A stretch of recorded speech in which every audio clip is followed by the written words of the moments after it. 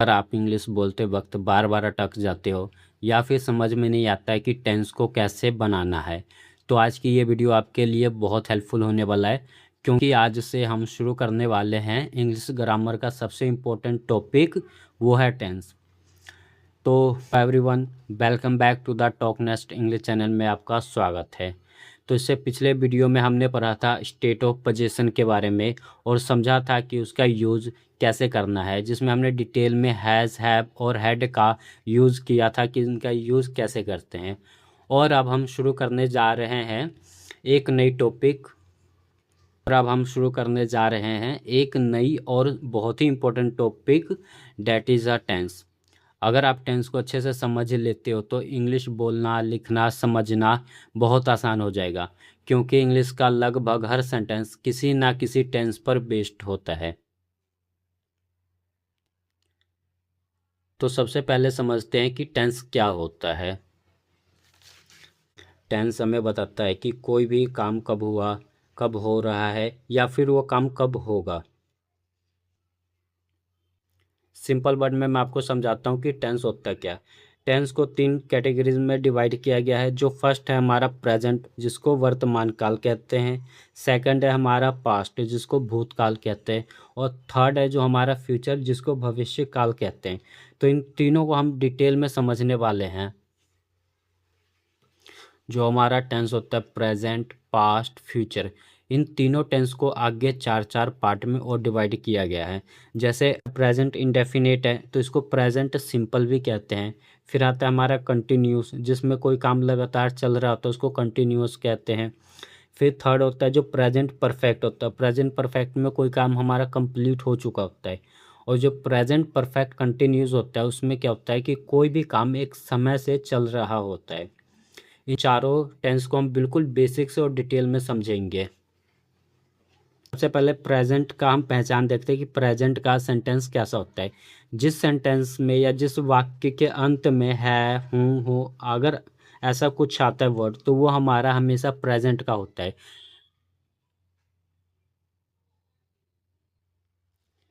तो मैंने कुछ एग्जांपल लिया आपको डिटेल में समझाने के लिए कि प्रेजेंट टेंस होता क्या है। जैसे है वो खेल रहा है, तो यहाँ पे क्या है, वो खेल रहा है तो है आ गया। वह खेल रहा था तो यहाँ पे क्या था है।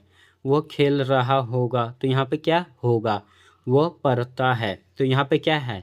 तो मैंने अभी आपको पहचान बताया था ना, जिस वाक्य के अंत में है, हूँ, है आएगा, वो वाक्य क्या होता है, हमारे प्रेजेंट का वाक्य होता है। तो ये देखो इसमें क्या है, वह खेल रहा है, तो ये वाक्य किसका है, हमारा प्रेजेंट का है। वो खेल रहा था, ये किसका है, ये हमारा प्रेजेंट का नहीं है, क्योंकि इसके लास्ट में क्या था है। तो जिस वाक्य के लास्ट में है, हूँ, है आएगा, वो हमारा प्रेजेंट का वाक्य होता है। और यहाँ पे क्या है, था, तो ये हमारा प्रेजेंट का नहीं है, तो ये हमारा किसका है, पास्ट का।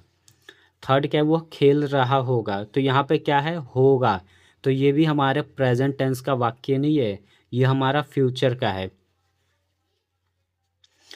वह पढ़ता है, तो ये देखो यहाँ पे भी है, तो ये भी किसका वाक्य है, प्रेजेंट का है।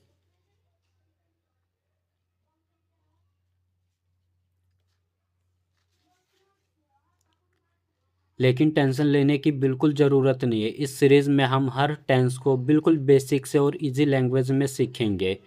तो चलिए शुरू करते हैं सबसे पहले प्रेजेंट इंडेफिनिट टेंस से, जो इंग्लिश ग्रामर का सबसे बेसिक और सबसे इम्पोर्टेंट टॉपिक माना जाता है, क्योंकि इसका यूज़ हम अपने डेली लाइफ में बहुत ज़्यादा यूज़ करते हैं। तो चलिए अब प्रेजेंट इंडेफिनिट टेंस को डिटेल में समझते हैं और देखते हैं कि इसका यूज़ कब और कैसे करते हैं। जो हमारा प्रेजेंट इंडेफिनिट है उसको प्रेजेंट सिंपल भी कहते हैं। मैंने आपको बोला था ना कि प्रेजेंट इंडेफिनिट को कई लोग सिंपल भी कहते हैं। तो सबसे पहले इसको हम डिटेल में समझने की कोशिश करते हैं कि प्रेजेंट इंडेफिनिट होता है क्या। जिस वाक्य के अंत में ता है, ती है और ते है आदि ऐसे आते हैं ना, तो वो हमारा प्रेजेंट इंडेफिनिट का वाक्य होता है। जैसे मैं क्रिकेट खेलता हूँ, तो इसमें क्या है, ता, हूँ आगे ना, तो ये किसका वाक्य, प्रेजेंट इंडेफिनिट का। मैं रोज स्कूल जाता हूँ, तो इसमें ता हूँ आगे ना, तो ये भी किसका सेंटेंस है, प्रेजेंट इंडेफिनिट का, या प्रेजेंट सिंपल भी आप कह सकते हो। तो जो भी ऐसा सेंटेंस होता है ना जिस सेंटेंस के लास्ट में आएगा ता है, ती है, तू हूँ, तो वो हमारा प्रेजेंट इंडेफिनिट का होता है। उसको ट्रांसलेट सब कैसे करना है, और इसका यूज़ बहुत ज़्यादा हमारे डेली लाइफ में यूज़ होता है। जैसे वो स्कूल जाता है, मैं खेलता हूँ, मैं पढ़ता हूँ, तो ऐसे बहुत से सेंटेंस है जो हम प्रेजेंट इंडेफिनिट में बोलते हैं। तो इन सेंटेंस को ट्रांसलेट कैसे करते हैं, अगर आप प्रेजेंट इंडेफिनिट टेंस को किसी भी सेंटेंस को ट्रांसलेट करना चाहते हो ना, तो उसके लिए आपको स्ट्रक्चर का आना बहुत ज़रूरी है। अगर आपको स्ट्रक्चर आता है, अगर आपको पता है कि स्ट्रक्चर क्या है, तो आप किसी भी सेंटेंस को इजीली ट्रांसलेट कर लोगे। तो चलो अब इन स्ट्रक्चर को बेसिक से और डिटेल में समझने की कोशिश करते हैं। सबसे पहले आता है हमारा प्रेजेंट सिंपल, जो जिसको हम पॉजिटिव सेंटेंस भी कहते हैं या अफर्मेटिव भी कहते हैं। जैसे मैंने आपको एग्जांपल दिया, मैं क्रिकेट खेलता हूँ, मैं रोज़ स्कूल जाता हूँ। तो मैं क्रिकेट खेलता हूँ ना, तो ये पॉजिटिव का है। अगर इसको ट्रांसलेट करना है तो कैसे करोगे, सबसे पहले सब्जेक्ट लिखोगे, फिर वर्ब का फर्स्ट फॉर्म आएगा, उसके साथ एस और ई एस लग जाता है। एस और ई एस में कोई एक यूज़ होगा, इसको मैं डिटेल में आपको समझाऊंगा अलग वीडियो से, सो दैट नहीं तो ये वीडियो बहुत ज़्यादा लेंथी हो जाएगा। तो अब उस वीडियो को ज़रूर देखना, जिसमें एस और ई एस को हम डिटेल में समझेंगे। वर्ब के फर्स्ट फॉर्म के साथ एस और ई एस आएगा, फिर ऑब्जेक्ट आएगा, सेंटेंस हमारा हो जाएगा ख़त्म। फिर आता है हमारा नेगेटिव। नेगेटिव में क्या होता है, जिसमें नोट का यूज़ होता है, नहीं वर्ड। जैसे मैं क्रिकेट नहीं खेलता हूँ, तो इसमें नहीं आ गया ना, तो ये हमारा नेगेटिव है। तो उसको ट्रांसलेट कैसे करोगे, सबसे पहले सब्जेक्ट आएगा, डू डज, फिर नोट, वर्ब की फर्स्ट फॉर्म ऑब्जेक्ट। डू और डज में से आप एक का यूज़ करोगे। डू हमारा प्लूरल के साथ यूज़ होगा, डज हमारा सिंगुलर के साथ यूज़ होता है। फिर आता है हमारा थर्ड, इंट्रोगेटिव। इंट्रोगेटिव में क्या होता है, जब भी आप किसी से कोई क्वेश्चन पूछते हो, जैसे क्या तुम पढ़ते हो, क्या तुम खेलते हो, तो ये क्या आप उससे क्वेश्चन पूछ रहे हो ना, तो इसी को इंट्रोगेटिव कहते हैं। तो इसकी ट्रांसलेट तो इसकी ट्रांसलेट आप कैसे करोगे, तो सबसे पहले डू डज आ जाएगा। डू डज में से आपने एक लगाना है, दोनों का यूज़ नहीं करोगे। अगर सब्जेक्ट सिंगुलर है तो उसके अकॉर्डिंग डज का यूज़ करोगे, सब्जेक्ट हमारा प्लूरल है तो डू का यूज़ करोगे। देन वर्ब का फर्स्ट फॉर्म आएगा, ऑब्जेक्ट, ख़त्म। और एक होता है इंट्रोगेटिव नेगेटिव, जिसमें नोट का भी यूज़ होता है। कहते हैं ना कि क्या आप खेलते नहीं हो, क्या आप पढ़ते नहीं हो, तो इसमें क्या है, क्या भी आ रहा नहीं भी आ रहा, तो ये हमारा इंट्रोगेटिव नेगेटिव होता है। तो उसके ट्रांसलेट कैसे करोगे, सबसे पहले डू डज, इनमें से कोई एक का यूज़ करोगे, सब्जेक्ट, फिर आ जाता है नोट, वर्ब की फर्स्ट फॉर्म और ऑब्जेक्ट, हमारा सेंटेंस हो जाएगा कंप्लीट। और जो ये फिफ्थ है, डब्ल्यू एच वर्ड इंट्रोगेटिव, इसमें बहुत से लोग कन्फ्यूज हो जाते हैं कि डब्ल्यू एच वर्ड क्या होता है। डब्ल्यू एच वर्ड कुछ नहीं होता है, मैं आपको इसको भी डिटेल में समझाऊंगा। डब्ल्यू एच वर्ड मीन्स होता है, जैसे डब्ल्यू एच से शुरू होता है ना, वाई हो गया, वट, वेयर। मैं लिख लेता हूँ सो दैट आपका टाइम बर्बाद ना हो। ये मैंने डब्ल्यू एच वर्ड लिख लिया, ये देखो, W H W H W H W H, सब में डब्ल्यू एच है ना, तो इसी को डब्ल्यू एच वर्ड बोलते हैं। जैसे वट का मतलब होता है क्या, वाई का मतलब क्यों, वेयर का मतलब कहाँ, व्हेन का मतलब कब, हु का मतलब कौन, हु किसका, विच कौन सा, हाउ कैसे। तो ये जितने वर्ड होते हैं जिससे क्वेश्चन पूछते हैं ना, ये वर्ड आपके सबसे पहले आ जाएंगे। तो ये जितने डब्ल्यू एच वर्ड होते हैं वो सबसे पहले आपका यहाँ पे आ जाएगा। फिर उसके बाद डब्ल्यू एच वर्ड आ गया, यहाँ पे डू डज में से आप किसी एक का यूज़ करोगे, फिर सब्जेक्ट, वर्ब की फर्स्ट फॉर्म और ऑब्जेक्ट, सेंटेंस हमारा हो जाएगा कंप्लीट। और एक होता है डब्ल्यू एच इंट्रोगेटिव नेगेटिव, जैसे आप क्यों नहीं खेलते हो, तो यहाँ पे क्यों है ना जो, और नहीं भी है, तो ये क्यों हमारा डब्ल्यू एच वर्ड है, उसकी इंग्लिश सबसे पहले आप ट्रांसलेट करोगे, तो यहाँ पे वाई आ जाएगा। फिर डू डज में से कोई एक आ जाएगा, फिर सब्जेक्ट, नोट, वर्ब की फर्स्ट फॉर्म। जैसे आप क्यों नहीं खेलते हो ना, तो क्यों की इंग्लिश क्या होती है, वाई। आप क्यों नहीं खेलते हो, तो यू हमारा सब्जेक्ट है, यू हमारा प्लूरल है, तो डू आ जाएगा। फिर नोट, वर्ब की फर्स्ट फॉर्म ऑब्जेक्ट, तो इसकी इंग्लिश बनेगी why do you note play cricket. जैसे कुछ सेंटेंस लिए मैंने आपको समझाने के लिए। पहला क्या, वह खाना पकाती है या बनाती है, तो ये वो खाना पकाती है। आपको पता है किसी गर्ल की बात हो रही है, तो सब्जेक्ट हमारा क्या है, शी। और ये हमारा किसका है, पॉजिटिव का है, क्योंकि इसमें कहीं भी नोट का यूज़ नहीं किया गया। तो सब्जेक्ट हमारा शी आ गया। फिर कुक्स आ जाएगा फूड। अब यहाँ पे मैंने एस क्यों लगाया, मैंने आपको बोला था ना वर्ब के फर्स्ट फॉर्म के साथ एस और यस लगाओगे। एस और यस कब लगाना है, इसके ऊपर मैं एक सेपरेट वीडियो बनाऊंगा, उसको ज़रूर आपने देखना है। तो शी कुक्स फूड, ये हमारा पॉजिटिव का था, और ये हमारा पॉजिटिव का था, ये हमारा पॉजिटिव का था, इसलिए हमने इसको सिंपल बना दिया, सी कुक्स फूड, ख़त्म। वह क्रिकेट नहीं खेलता है, तो अब ये देखो बीच में नहीं आ गया ना, तो यही हमारा नेगेटिव का होता है। तो सबसे पहले आप सब्जेक्ट लिखोगे, सब्जेक्ट क्या है, वह की इंग्लिश क्या होती है, ही। और ही हमारा कौन सा सब्जेक्ट है, सिंगुलर। तो सिंगुलर के साथ डू डज में से एक यूज़ करोगे, मैंने बोला था। तो सिंगुलर के साथ हमेशा डज का यूज़ होता है, प्लूरल के साथ डू का यूज़ करोगे। तो सब्जेक्ट सिंगुलर है, तो यहाँ पे डज आ गया। He does not play cricket, sentence हमारा कंप्लीट, वो क्रिकेट नहीं खेलता है। थर्ड क्या है, क्या आप क्रिकेट खेलते हो। तो यहाँ पे देखो ये क्या है ना, जिस वाक्य के शुरू में क्या होगा, सिर्फ क्या होना चाहिए, नहीं वर्ड का यूज़ नहीं करोगे। जैसे यहाँ पे नहीं भी है, तो इसके बारे में भी मैं बताऊँगा। जिसमें सिर्फ क्या होगा, वो भी शुरू में, वो हमारा इंट्रोगेटिव होता है। तो उसकी ट्रांसलेट आप कैसे करोगे, सबसे पहले डू डज आ जाएगा सब्जेक्ट के अकॉर्डिंग। सब्जेक्ट यहाँ पे क्या है, आप, आपकी इंग्लिश होती है यू हमारा प्लूरल सब्जेक्ट है, उसके अकॉर्डिंग मैंने डू लगा दिया। फिर डू डज में से एक आ जाएगा सब्जेक्ट वर्ब की फर्स्ट फॉर्म ऑब्जेक्ट, तो इसकी इंग्लिश बनेगी डू यू प्ले क्रिकेट, क्या आप इंग्लिश खेलते हो, सॉरी क्या आप क्रिकेट खेलते हो। जो हमारा फोर्थ है, क्या आप क्रिकेट नहीं खेलते हो। तो थर्ड और फोर्थ में ये देखो क्या यहाँ भी है, यहाँ भी है, बट इसमें क्या ये नहीं भी है, तो ये हमारा होता है इंट्रोगेटिव नेगेटिव। तो इसकी ट्रांसलेट आप क्या कैसे करोगे, इसका ट्रांसलेट कुछ मुश्किल नहीं है, जो हमारा थर्ड वाला सेम ऐसे करोगे। डू आ गया, फिर सब्जेक्ट आ गया, वर्ब की first form object. Interrogative negative में क्या होता है, बस वर्ब के सॉरी सब्जेक्ट के बाद आपका नोट आ जाएगा। जैसे यहाँ सब्जेक्ट है, उसके बाद नोट आ गया, तो इसकी इंग्लिश बनेगी do you not play cricket, क्या आप क्रिकेट नहीं खेलते हो। एक होता है हमारा डब्ल्यू एच का, और डब्ल्यू एच इंट्रोगेटिव, तो उसका यूज़ कैसे करते हैं, जैसे मैंने तुम्हें बताया ना, तुम क्रिकेट क्यों खेलते हो, तो ये देखो यहाँ पे क्यों आ गया। अब इस क्यों की इंग्लिश सबसे पहले आएगी, क्यों की इंग्लिश क्या होती है, वाई। फिर डू आ जाएगा, डू डज में से एक आ जाएगा सब्जेक्ट के अकॉर्डिंग, तो मैंने डू लगा दिया क्योंकि हमारा सब्जेक्ट क्या था, प्लूरल, तुम की इंग्लिश क्या होती है, यू। तो why do you play cricket, तुम क्रिकेट क्यों खेलते हो, तुम क्रिकेट क्यों नहीं खेलते हो। तो इसमें देखो क्यों भी है और नहीं भी, तो ये हमारा क्या है, W H word interrogative negative है। तो इसमें क्या है, डब्ल्यू एच की सबसे पहले ट्रांसलेट करोगे,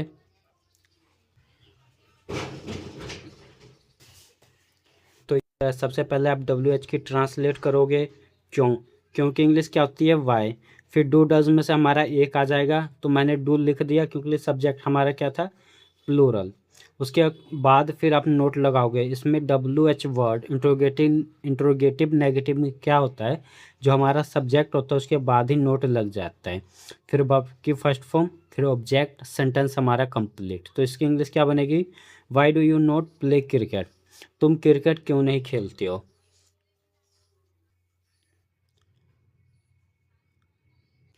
प्रेजेंट इंडेफिनिट टेंस को समझने के बाद अब हम प्रेजेंट कंटिन्यूस टेंस की तरफ बढ़ते हैं और देखते हैं प्रेजेंट कंटिन्यूस टेंस का यूज़ कब और कैसे करते हैं।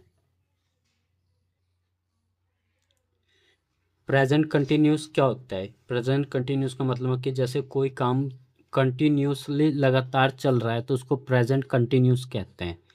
तो सबसे पहले इसको देखते हैं कि इसका यूज़ कैसे करते हैं।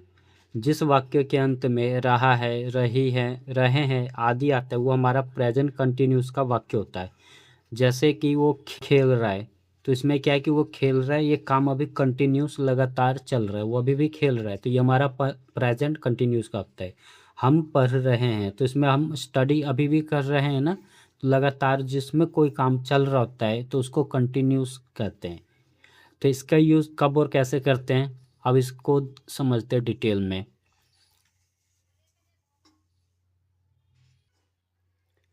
अगर आप किसी भी सेंटेंस की ट्रांसलेट करना चाहते हो ना, तो उसके लिए हमारे पास स्ट्रक्चर होता है, उस स्ट्रक्चर के अकॉर्डिंग ही हम ट्रांसलेट करते हैं। तो इस ये देखो, सबसे पहले अफर्मेटिव है। मैंने बोला था ना, अफर्मेटिव को पॉजिटिव भी कहते हैं, सिंपल भी कहते हैं। तो कोई पॉजिटिव बोल देता है, कोई अफर्मेटिव कह देता है, कोई सिंपल कह देता है, तो कंफ्यूज नहीं होना है। तो इसमें क्या होता है, जब भी पॉजिटिव का सेंटेंस होगा, जैसे मैं खेल रहा हूँ, वो पढ़ रहा है, वो सो रहा है, तो इसमें क्या है, ये पॉजिटिव का है, जिसमें काम अभी चल रहा है। तो उसकी ट्रांसलेट कैसे करोगे, सबसे पहले सब्जेक्ट आएगा। सब्जेक्ट को मैंने शॉर्टकट में लिख दिया SUB में। सब्जेक्ट आ जाएगा, इज़ एम आर आ जाएगा, फिर वर्ब के फर्स्ट फॉर्म के साथ ING लगता है, देन ऑब्जेक्ट आ जाएगा। अगर कोई नेगेटिव का है तो उसके सबसे पहले सब्जेक्ट लिखोगे, इज़ एम आर के बाद आप नोट का यूज़ करोगे, फिर वर्ब की फर्स्ट फॉर्म के साथ ING, फिर ऑब्जेक्ट। इज़ एम आर का यूज़ कब करोगे, जब ही शी इट हमारा सिंगुलर सब्जेक्ट होगा तो इज़ यूज़ होगा। अगर प्लूरल सब्जेक्ट है, वी दे यू, तो उसके साथ आर का यूज़ करोगे। अगर आई का यूज़ कर रहे हो तो उसके साथ हमेशा एम का यूज़ करोगे। और एक होता है इंट्रोगेटिव। इंट्रोगेटिव में सबसे पहले हेल्पिंग वर्ब जो हमारे ये इज़ एम आर है, ये सबसे पहले आ जाएगा, फिर इज़ एम आर आ जाएगा, फिर सब्जेक्ट आएगा, वर्ब के फर्स्ट फॉर्म के साथ ING, फिर ऑब्जेक्ट। सेंटेंस हमारा कंप्लीट हो जाएगा। और इंट्रोगेटिव नेगेटिव में क्या होता है, इज़ एम आर आ जाएगा, सब्जेक्ट के बाद नोट आ जाएगा, फिर वर्ब की फर्स्ट फॉर्म के साथ ING, फिर ऑब्जेक्ट। और WH वर्ड में क्या होता है, सबसे पहले WH वर्ड आ जाएगा, फिर इज़ एम आर आ जाएगा, सब्जेक्ट, वर्ब की फर्स्ट फॉर्म और ऑब्जेक्ट। और WH इंट्रोगेटिव नेगेटिव में क्या होगा, सबसे पहले आपका WH वर्ड आ जाएगा सेम, फिर इज़ एम आर, फिर सब्जेक्ट के बाद ही नोट लगा दोगे, वर्ब की फर्स्ट फॉर्म ING और ऑब्जेक्ट, और सेंटेंस हमारा कंप्लीट हो जाएगा। मैं एक सेंटेंस लिखा हूँ, उसी को आपको इन 6 टाइप में कन्वर्ट करके दिखाऊंगा, सो दैट आपको अच्छे से समझ में आ जाए। तो हमारा एग्जाम्पल क्या है, मम्मी खाना बना रही है। अब ये देखो, मम्मी खाना बना रही है, मैंने बोला था ना, जिस वाक्य के अंत में रहा है, रही ही आ जाएगा तो वो हमारा प्रेजेंट कंटिन्यूस का होता है। तो इसकी ट्रांसलेट कैसे करोगे, मम्मी खाना बना रही है, ये हमारा पॉजिटिव का है। तो सबसे पहले सब्जेक्ट देखो, क्या, मम्मी, मदर। मम्मी है तो मम्मी की इंग्लिश क्या होती है, मदर। अब मम्मी हमारा एक है, सिंगुलर है, तो उसके साथ इज़ का यूज़ करोगे, इज़ आ गया। फिर आएगा वर्ब की फर्स्ट फॉर्म, खाना बनाने को क्या बोलते हैं, कुक, और कुक के साथ ING लगा दोगे तो बन जाएगा कुकिंग फूड। तो पूरा सेंटेंस बना, mother is cooking food. Second क्या है, मम्मी खाना नहीं बना रही है, तो यहाँ पे नहीं आ गया, तो ये हमारा नेगेटिव है। तो सब्जेक्ट आएगा, हेल्पिंग वर्ब के बाद नोट आ जाएगा, वर्ब की फर्स्ट फॉर्म ING। तो सब्जेक्ट था मदर, फिर इज़ लगा दिया, नोट कुकिंग फूड, तो बने इसकी इंग्लिश बनेगी, mother is note cooking food, mummy खाना नहीं बना रही है। और थर्ड हमारा क्या है, क्या मम्मी खाना बना रही है, तो यहाँ पे क्या आ गया ना, तो जिस सेंटेंस के या वाक्य के शुरू में क्या आएगा वो हमारा इंट्रोगेटिव होता है। तो सबसे पहले हेल्पिंग वर्ब आ जाएगा, यहाँ पे मदर था, मदर सिंगुलर है तो इज़ का यूज़ करेंगे, तो इज़ आ गया, सब्जेक्ट, वर्ब की फर्स्ट फॉर्म ING, ऑब्जेक्ट, ख़त्म। तो इसकी इंग्लिश बनेगी, इज़ मदर कुकिंग फूड। एक होता हमारा इंट्रोगेटिव नेगेटिव, जिसमें नहीं भी होता है, इसमें क्या है सिर्फ, और इसमें क्या भी और नहीं भी। तो इसकी इंग्लिश कैसे बनाओगे, जो हमारा थर्ड वाला सेम ऐसे लिख देना, इज़ आ गया, मदर मदर आ गया, कुकिंग कुकिंग, फूड फूड, बस सब्जेक्ट के बाद नोट आ जाएगा। इसी को इसी को इंट्रोगेटिव नेगेटिव बोलते हैं। तो इसकी इंग्लिश क्या बनेगी, is mother not cooking food, क्या मम्मी खाना नहीं बना रही है।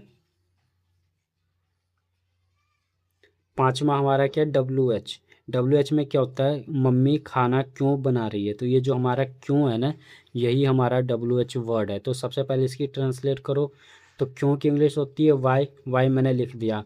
फिर आ गया, is mother cooking food, why is mother cooking food, mummy खाना क्यों बना रही है।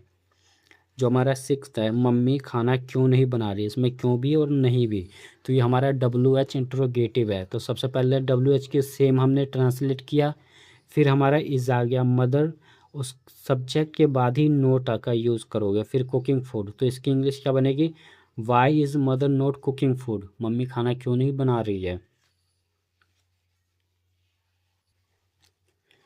तो प्रेजेंट कंटिन्यूस टेंस को समझने के बाद अब हम प्रेजेंट परफेक्ट टेंस की तरफ बढ़ते हैं और देखते हैं कि प्रेजेंट परफेक्ट कंटिन्यूस का यूज़ कब और कैसे किया जाता है।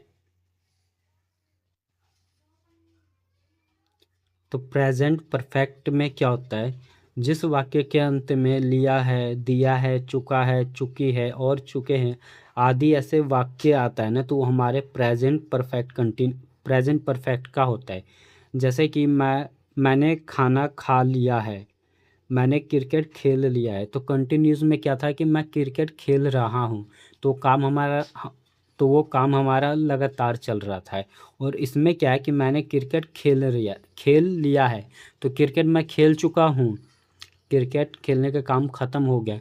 तो कोई भी काम आप जब पूरा कर लेते हो तो वो हमारा प्रेजेंट परफेक्ट हो जाता है। मतलब उस काम को आपने कंप्लीट कर लिया, वो काम ख़त्म हो गया, तो वो प्रेजेंट परफेक्ट का होता है। तो इस वीडियो में तो अब हम प्रेजेंट परफेक्ट को डिटेल में समझते हैं, देखते हैं कि इसका यूज़ कब और कैसे करते हैं। जैसा जैसा कि मैंने आपको बताया कि किसी भी सेंटेंस को ट्रांसलेट करने के लिए हमें स्ट्रक्चर आना बहुत ज़रूरी है। अगर आपको स्ट्रक्चर नहीं आता तो आप कंफ्यूज हो जाओगे कि इस सेंटेंस को ट्रांसलेट कैसे करना है।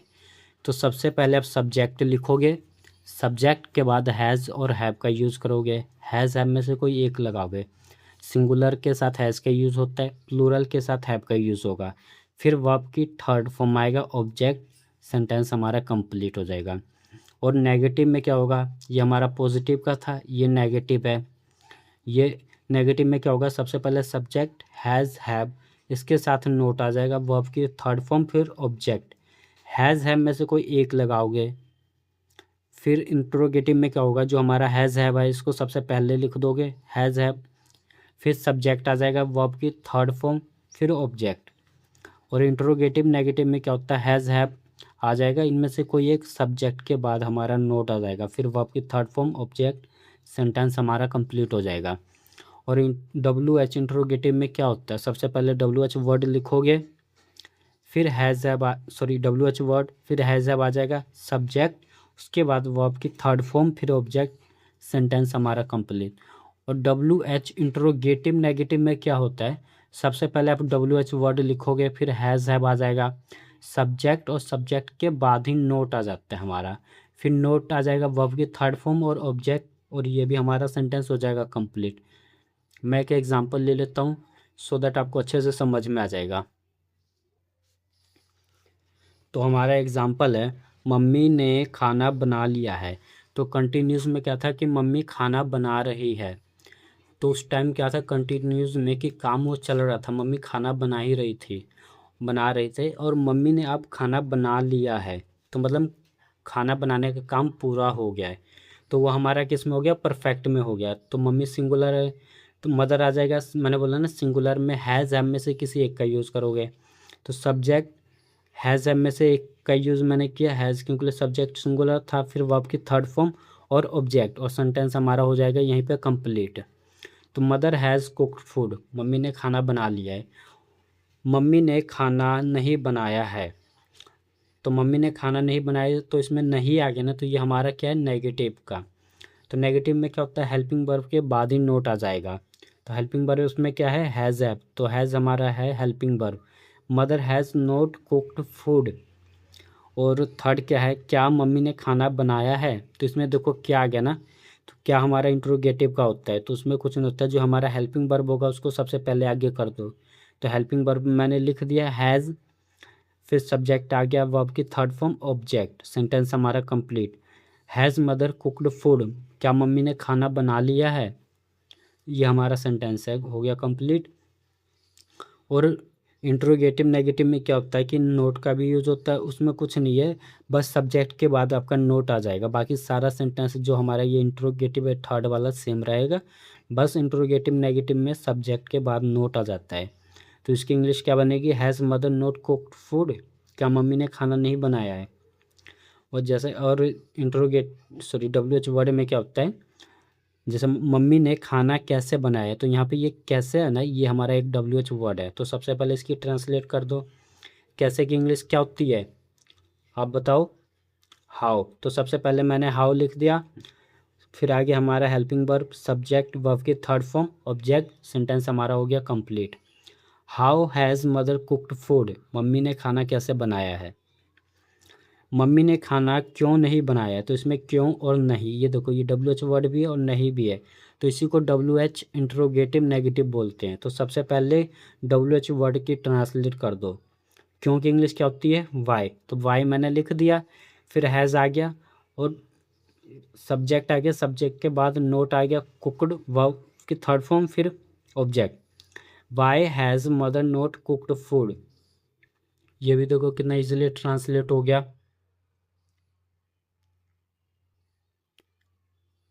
तो अब तक हम प्रेजेंट इंडेफिनिट, प्रेजेंट कंटिन्यूस और प्रेजेंट परफेक्ट टेंस को अच्छे से और डिटेल में समझ चुके हैं। अब बारी आती है प्रेजेंट परफेक्ट कंटिन्यूस टेंस को समझने का, और देखते हैं कि इस टेंस का यूज़ कब और कैसे हम करते हैं। तो इसी के साथ हमारा प्रेजेंट का टेंस पूरा कंप्लीट हो जाएगा, जिसमें हमने present indefinite, present continuous, present perfect और अब पढ़ने जा रहे हैं प्रेजेंट परफेक्ट कंटिन्यूस को। तो वीडियो में बने रहिए और समझते प्रेजेंट परफेक्ट कंटिन्यूस का यूज़ कब और कैसे करते हैं।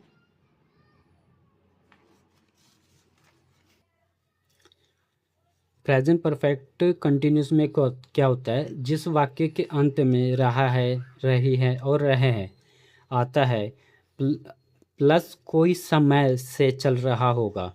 जैसे कि एक चीज़ याद रखना, रहा है, रही है, रहे हैं, ये हमारा कंटिन्यूस में भी होता है, बट प्रेजेंट परफेक्ट कंटिन्यूस में क्या होता है, रहा है, रही है, रहे प्लस उसके साथ आपको एक समय दिया होगा, तो हमारा प्रेजेंट परफेक्ट कंटिन्यूस का होता है। जैसे कि एग्जांपल मैं देता हूँ, मैं 2 घंटे से पढ़ रहा हूँ, तो यहाँ पे ये देखो कि मैं पढ़ रहा हूँ, तो रहा हूँ, रही ही इसमें भी है, लेकिन इसमें क्या है कि 2 घंटे एक समय दिया है, वह सुबह से खाना बना रही है, तो ये एक सुबह क्या है, एक टाइम है, तो ये हमारा प्रेजेंट परफेक्ट कंटिन्यूस का होता है। सिर्फ हमारा कंटिन्यूस का क्या होता है, अगर उसमें ये लिखा होता है कि मैं पढ़ रहा हूँ, तो ये हमारा कंटिन्यूस का होता है, मैं पढ़ रहा हूँ, ये हमारा कंटिन्यूस का है इसमें। लेकिन मैं 2 घंटे से पढ़ रहा हूँ, तो इसमें 2 घंटे हमारा एक टाइम है, तो ये प्रेजेंट परफेक्ट कंटिन्यूस है। वह खाना बना रही है, अगर इतना होता कि वह खाना बना रही है, तो ये हमारा कंटिन्यूस का वाक्य होता है, लेकिन इसमें क्या, वो सुबह से खाना बना रही है, तो सुबह एक हमारा टाइम होता है, तो वो सुबह से खाना बना रही है, तो ये हमारा प्रेजेंट परफेक्ट कंटिन्यूस होता है। तो देखते हैं कि इन सेंटेंस को इंग्लिश में ट्रांसलेट कैसे करते हैं। तो सबसे पहले हम स्ट्रक्चर को समझते हैं। तो स्ट्रक्चर मैंने लिख लिया है, अब चलो इसको डिटेल में समझते हैं। तो इसमें क्या होता है, सबसे पहले आपका सब्जेक्ट आ जाएगा, सब्जेक्ट के बाद हैज़ हैव का यूज़ करोगे, इसके साथ बीन का यूज़ करोगे, या तो आप हैज़ बीन लगाओगे या हैव बीन लगाओगे, इसमें से आप कोई एक यूज़ करोगे। हैज़ बीन सिंगुलर के साथ, हैव बीन प्लूरल के साथ। फिर वर्ब की फर्स्ट फॉर्म आ जाएगा, उसके साथ आईएनजी, क्योंकि इसमें कंटिन्यूस को दिखाते हैं, कोई काम चल रहा होता है ना, तो जब भी आपने किसी कंटिन्यूस चीज़ को दिखाना कि कोई काम चल रहा है, तो उसके साथ वर्ब के फर्स्ट फॉर्म के साथ आईएनजी आता है। फिर आपका ऑब्जेक्ट आ जाएगा, और समय को बताने के लिए आप सिंस या फॉर का यूज़ करोगे, सिंस और फॉर में से किसी एक का यूज़ करोगे। सिंस हमेशा फिक्स टाइम के साथ यूज़ होता है, और फॉर हमारा कोई भी अवधि दिया होता है उसके साथ यूज़ करोगे, प्लस समय। सिंस और फॉर को कब और कैसे यूज़ करना है, इसी वीडियो में मैं आपको डिटेल में एक्सप्लेन करूँगा। फिर नेगेटिव में क्या होता है, सब्जेक्ट आ जाएगा, हैज़ हैव बीन के बीच में नोट हमेशा यूज़ करोगे। कई लोग गलती क्या करते हैं, वो हैज़ बीन नोट लिख देते हैं या हैव बीन नोट लिख देते हैं, लेकिन नहीं, हैज़ बीन हैव बीन के हमेशा बीच में आप नोट का यूज़ करोगे। जैसे यहाँ पे हैज़ हैव लिखा, फिर नोट, फिर बीन का यूज़ करोगे। फिर वो आपके फर्स्ट फॉर्म के साथ आईएनजी, ऑब्जेक्ट और सिंस फॉर में से एक यूज़ करोगे। इसके लगाने के बाद यहाँ जो समय दिया होगा वो समय आप लिख दोगे। और जो इंट्रोगेटिव में क्या होता है, हैज़ हैव सबसे पहले आ जाएगा, सब्जेक्ट फिर बीन आएगा, वर्ब की फर्स्ट फॉर्म के साथ ING, object, since, for plus समय आ जाएगा। इंट्रोगेटिव नेगेटिव में क्या होता है, सब्जेक्ट हैज़ हैव सब्जेक्ट, उसके बाद ही नोट आ जाएगा, फिर बीन वर्ब की फर्स्ट फॉर्म के साथ ING, object, verb, since, for और समय। सेंटेंस हमारा कंप्लीट हो जाएगा। और डब्ल्यू एच में क्या होता है, सबसे पहले आप डब्ल्यू एच वर्ड लिख दोगे, फिर सेम हैज़ हैव आ जाएगा, इनमें से कोई एक का आप यूज़ करोगे। फिर सब्जेक्ट बीन वर्ब के फर्स्ट फॉर्म के साथ आईएनजी, फिर ऑब्जेक्ट आ जाएगा। सिंस फॉर्म में से कोई एक का यूज़ करोगे, उसके बाद समय आ जाएगा। और डब्ल्यू एच इंटरोगेटिव में क्या होता है, डब्ल्यू एच आ जाएगा।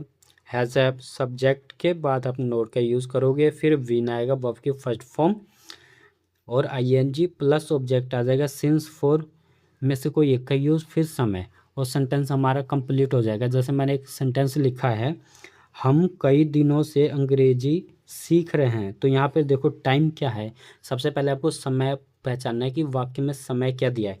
तो यहाँ पे है कि कई दिनों से, हम कई दिनों से अंग्रेजी सीख रहे हैं, तो इसमें जो कई दिनों है ना, तो यही एक हमारा समय है, तो इसलिए प्रेजेंट परफेक्ट कंटिन्यूस का है।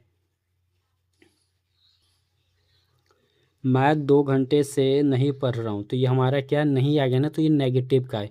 और इसमें क्या 2 घंटे एक समय दिया हुआ है, तो ये हमारा किसका है, प्रेजेंट परफेक्ट कंटिन्यूस का है, क्योंकि लिए इसमें 2 घंटे से समय दे रखा है और नहीं, तो ये हमारे किसका नेगेटिव का है। क्या तुम 2 घंटे से पढ़ रहे हो, तो इसमें 2 घंटे देखो, इसमें भी समय है, तो ये भी हमारा किसका है, प्रेजेंट परफेक्ट कंटिन्यूस का। क्या तुम 2 घंटे से पढ़ नहीं रहे हो, तो ये हमारा क्या है, क्या तुम 2 घंटे से पढ़ नहीं रहे हो, तो ये देखो इसमें क्या भी है और क्या भी, तो मैंने क्या और नहीं दोनों है, तो ये हमारा कौन सा है, इंट्रोगेटिव नेगेटिव का।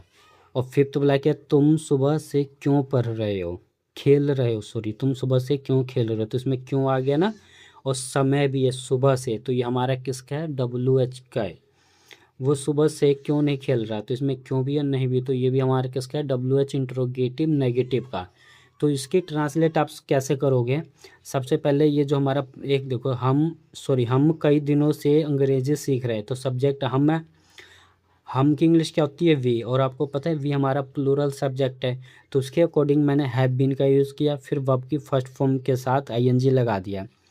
और जब भी समय बताते हैं तो उसके लिए सिंस और फॉर का यूज़ करते हैं उससे पहले। तो ये कई दिनों है ना, तो हमारे ये फिक्स टाइम नहीं है, तो इसके लिए मैंने फॉर का यूज़ किया।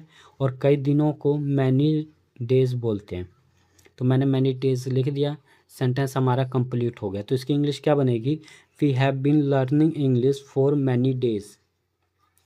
मैं 2 घंटे से नहीं पढ़ रहा हूँ, तो इसमें नहीं है ना, तो नोट का यूज़ होगा। तो सब्जेक्ट क्या है, मैं की इंग्लिश क्या होती है, आई। और मैंने बोला ना आपको, नेगेटिव में हमेशा हैज़ बीन हैव बीन के बीच में नोट लगाना है। कई लोग करते हैं हैज़ बीन नोट लिखते हैं, हैव बीन नोट लिखते हैं, वो गलत होता है। तो मैंने क्या हैव बीन के बीच में नोट लिखा है, तो इसकी इंग्लिश क्या बनेगी, I have not been studying for 2 hours. मैं 2 घंटे से नहीं पढ़ रहा हूँ, क्योंकि जो हमारा 2 घंटे होते हैं, 4 घंटे, 8 दिन, 10 दिन, ये हमारा फिक्स टाइम नहीं होता है, ये एक समय की अवधि होती है, इसलिए हम फॉर का यूज़ करते हैं। वीडियो को एंड तक ज़रूर देखना, इसमें सिंस और फॉर का यूज़ कैसे करते हैं मैं अभी आपको एक्सप्लेन करूँगा। तो सिंस और फॉर का यूज़ कब करोगे, फॉर हमारा किसी समय की अवधि के लिए यूज़ होता है, और सिंस का यूज़ हमेशा निश्चित समय के लिए आप यूज़ करोगे। जैसे अगर किसी भी महीनों का नाम होगा, जैसे जनवरी, फरवरी, मार्च, अप्रैल, मई, जून, जुलाई, किसी भी मंथ का नेम होगा, तो उससे पहले सिंस का यूज़ करोगे। और समय के साथ आप सिंस का यूज़ करोगे। एक चीज़ याद रखना, समय यहाँ भी और यहाँ पे भी, महीना यहाँ भी है, यहाँ भी। अगर महीनों का नाम नहीं होगा, जैसे 6 महीने, 7 महीने, 1 साल, तो 1 साल हो गया, 9 महीने हो गए, 2 महीने, 1 महीने, तो इसमें किसी भी महीने का नाम नहीं है, तो उससे पहले आप फॉर का यूज़ करोगे। अगर जनवरी या फरवरी, मार्च, अप्रैल, तो उसके साथ सिंस का यूज़ करोगे, क्योंकि इसमें मंथ का नेम आ रहा है, ठीक है। और समय इसमें भी, इसमें भी।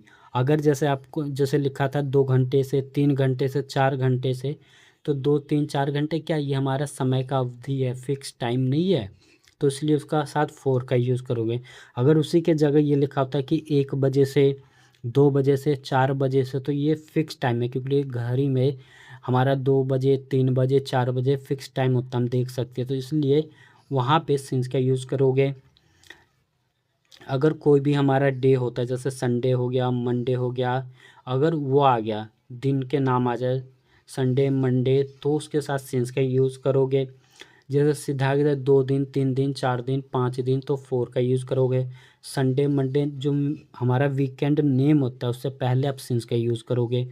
जैसे और कोई भी साल होगा, जैसे मैंने बोला 2 साल 3 साल 4 साल, तो यहाँ पे मैं आपको फिक्स साल नहीं बता रहा हूँ, तो उसके लिए फोर का यूज़ करोगे।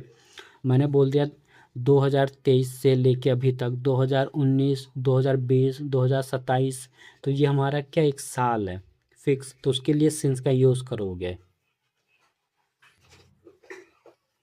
तो मुझे नहीं लगता कि अब आपका कोई भी कन्फ्यूज़न होगा कि सिंस और फोर का यूज़ कब और कैसे करना है। अगर अभी आपका कोई डाउट रहता है तो कमेंट बॉक्स में आप ज़रूर कर अगर अभी आपका कोई डाउट रहता है तो कमेंट बॉक्स में ज़रूर पूछना। और एक और थर्ड क्या है, क्या तुम 2 घंटे से पढ़ रहे हो, तो ये हमारा इंट्रोगेटिव का है। इंट्रोगेटिव में क्या होता है कि है, थर्ड क्वेश्चन क्या, क्या तुम 2 घंटे से पढ़ रहे हो, तो इसमें देखो क्या आ गया ना, तो ये हमारा किसका इंट्रोगेटिव का। और इंट्रोगेटिव में क्या होता है, हैज़ हैव सबसे पहले आ जाता है जो हमारा हेल्पिंग वर्ब होता है। तो मैंने हैव लिख दिया क्योंकि सब्जेक्ट हमारा प्लूरल था यू, तो इसकी इंग्लिश क्या बने, फिर उसके बाद बिन आ गया वर्ब के फर्स्ट फॉर्म के साथ आईएनजी, फोर 2 आवर्स आ गया। मैंने फोर का यूज़ क्यों किया, मैंने आपको बोला ना जो भी हमारे 2 घंटे 3 घंटे 4 घंटे होते हैं ये समय की अवधि है, फिक्स टाइम नहीं है, अभी मैंने आपको बताया ना, तो इसलिए मैंने फोर का यूज़ किया। अगर इसी के जगह 2 बजे लिखा होता तो मैं सिंस का यूज़ करता, लेकिन यहाँ पे 2 घंटे है तो इसलिए मैंने फोर का यूज़ किया। तो इसकी इंग्लिश क्या बनेगी, have you been studying for 2 hours. आपको ये वीडियो थोड़ा भी पसंद आया तो वीडियो को एक लाइक ज़रूर कर देना और चैनल को सब्सक्राइब करके बेल आइकन को दबा लेना, सो दैट जब भी मैं वीडियो अपलोड करूँगा तो आपको नोटिफिकेशन मिल जाएगा। Thank you. Hello everyone, welcome back to the Talk Nest English channel में आपका स्वागत है। तो पिछली वीडियो में हमने पढ़े थे प्रेजेंट टेंस के बारे में और समझा था कि प्रेजेंट टेंस का यूज कब और कैसे करते हैं।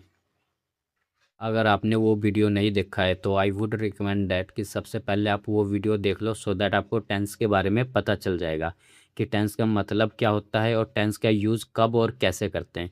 अगर आप स्पोकन इंग्लिश की तैयारी कर रहे हो या फिर किसी कॉम्पिटिटिव एग्ज़ाम की तैयारी कर रहे हो तो आपको टेंस का आना बहुत ज़रूरी है। तो चलिए शुरू करते हैं अपनी आज की इस वीडियो को। और इस वीडियो में हम पास्ट टेंस के बारे में डिटेल में समझेंगे कि पास्ट टेंस का यूज़ कब और कैसे किया जाता है। और पास्ट टेंस का यूज़ हमारे लाइफ में सबसे ज़्यादा यूज़ होता है क्योंकि ह्यूमन की आदत होती है कि वो कहीं भी जाता है, कुछ करता है या गया घूमने खाने पीने, तो वो प्रेजेंट में बताता है कि मैंने ये किया था, वो वहाँ घूमने गया था। तो ह्यूमन ज़्यादातर जो बात है वो पास्ट में ही करता है, तो पास्ट टेंस को समझना बहुत ज़रूरी है। अगर आप एक अच्छा इंग्लिश बोलना चाहते हो तो टेंस का आना बहुत ज़रूरी है। तो अब हम शुरू करने जा रहे हैं पास्ट टेंस को और देखते हैं कि पास्ट टेंस का यूज़ कैसे करते हैं। तो सबसे पहले ये समझते हैं कि पास्ट टेंस होता क्या है। तो अब समझते हैं पास्ट टेंस होता क्या है। तो जिस वाक्य के अंत में था, थे, गया, गई या आदि आता है वो हमारा पास्ट टेंस का वाक्य होता है। जैसे कि उसने खाना खाया तो लास्ट में क्या आ गया, या आ गया। और हमने क्रिकेट खेला तो यहाँ पे ये आ गया। तो जिस भी वाक्य के या सेंटेंस के लास्ट में आपका आ जाए था, थी, थे या आ, ई, ए, तो वो हमारा पास्ट टेंस का वाक्य होता है। तो इस वीडियो में हम बिल्कुल बेसिक से पास्ट टेंस को समझेंगे। तो जैसा कि मैंने बताया है कि टेंस को 3 पार्ट में डिवाइड किया गया है, प्रेजेंट, पास्ट, फ्यूचर। इससे पिछले वीडियो में हमने प्रेजेंट के बारे में डिटेल में समझा था, इसमें हम पास्ट के बारे में समझेंगे। जो हमारा प्रेजेंट है, पास्ट है, फ्यूचर, इन तीनों को भी आगे 4 4 पार्ट में डिवाइड किया गया है। जैसे पास्ट सिंपल हो गया, पास्ट इंडेफिनिट। ये जो हमारा पास्ट सिंपल और पास्ट इंडेफिनिट है ये हमारा एक ही है, इसी को पास्ट सिंपल और पास्ट इंडेफिनिट बोलते हैं। और तो फिर आता है past continuous, past perfect continuous. तो इन चारों को हम डिटेल में समझेंगे और इसका यूज़ करना सीखेंगे अपनी डेली लाइफ में। तो सबसे पहले समझते हैं पास्ट इंडेफिनिट टेंस होता क्या है। तो सबसे पहले हम समझते हैं पास्ट इंडेफिनिट कि पास्ट इंडेफिनिट हमारा होता क्या है।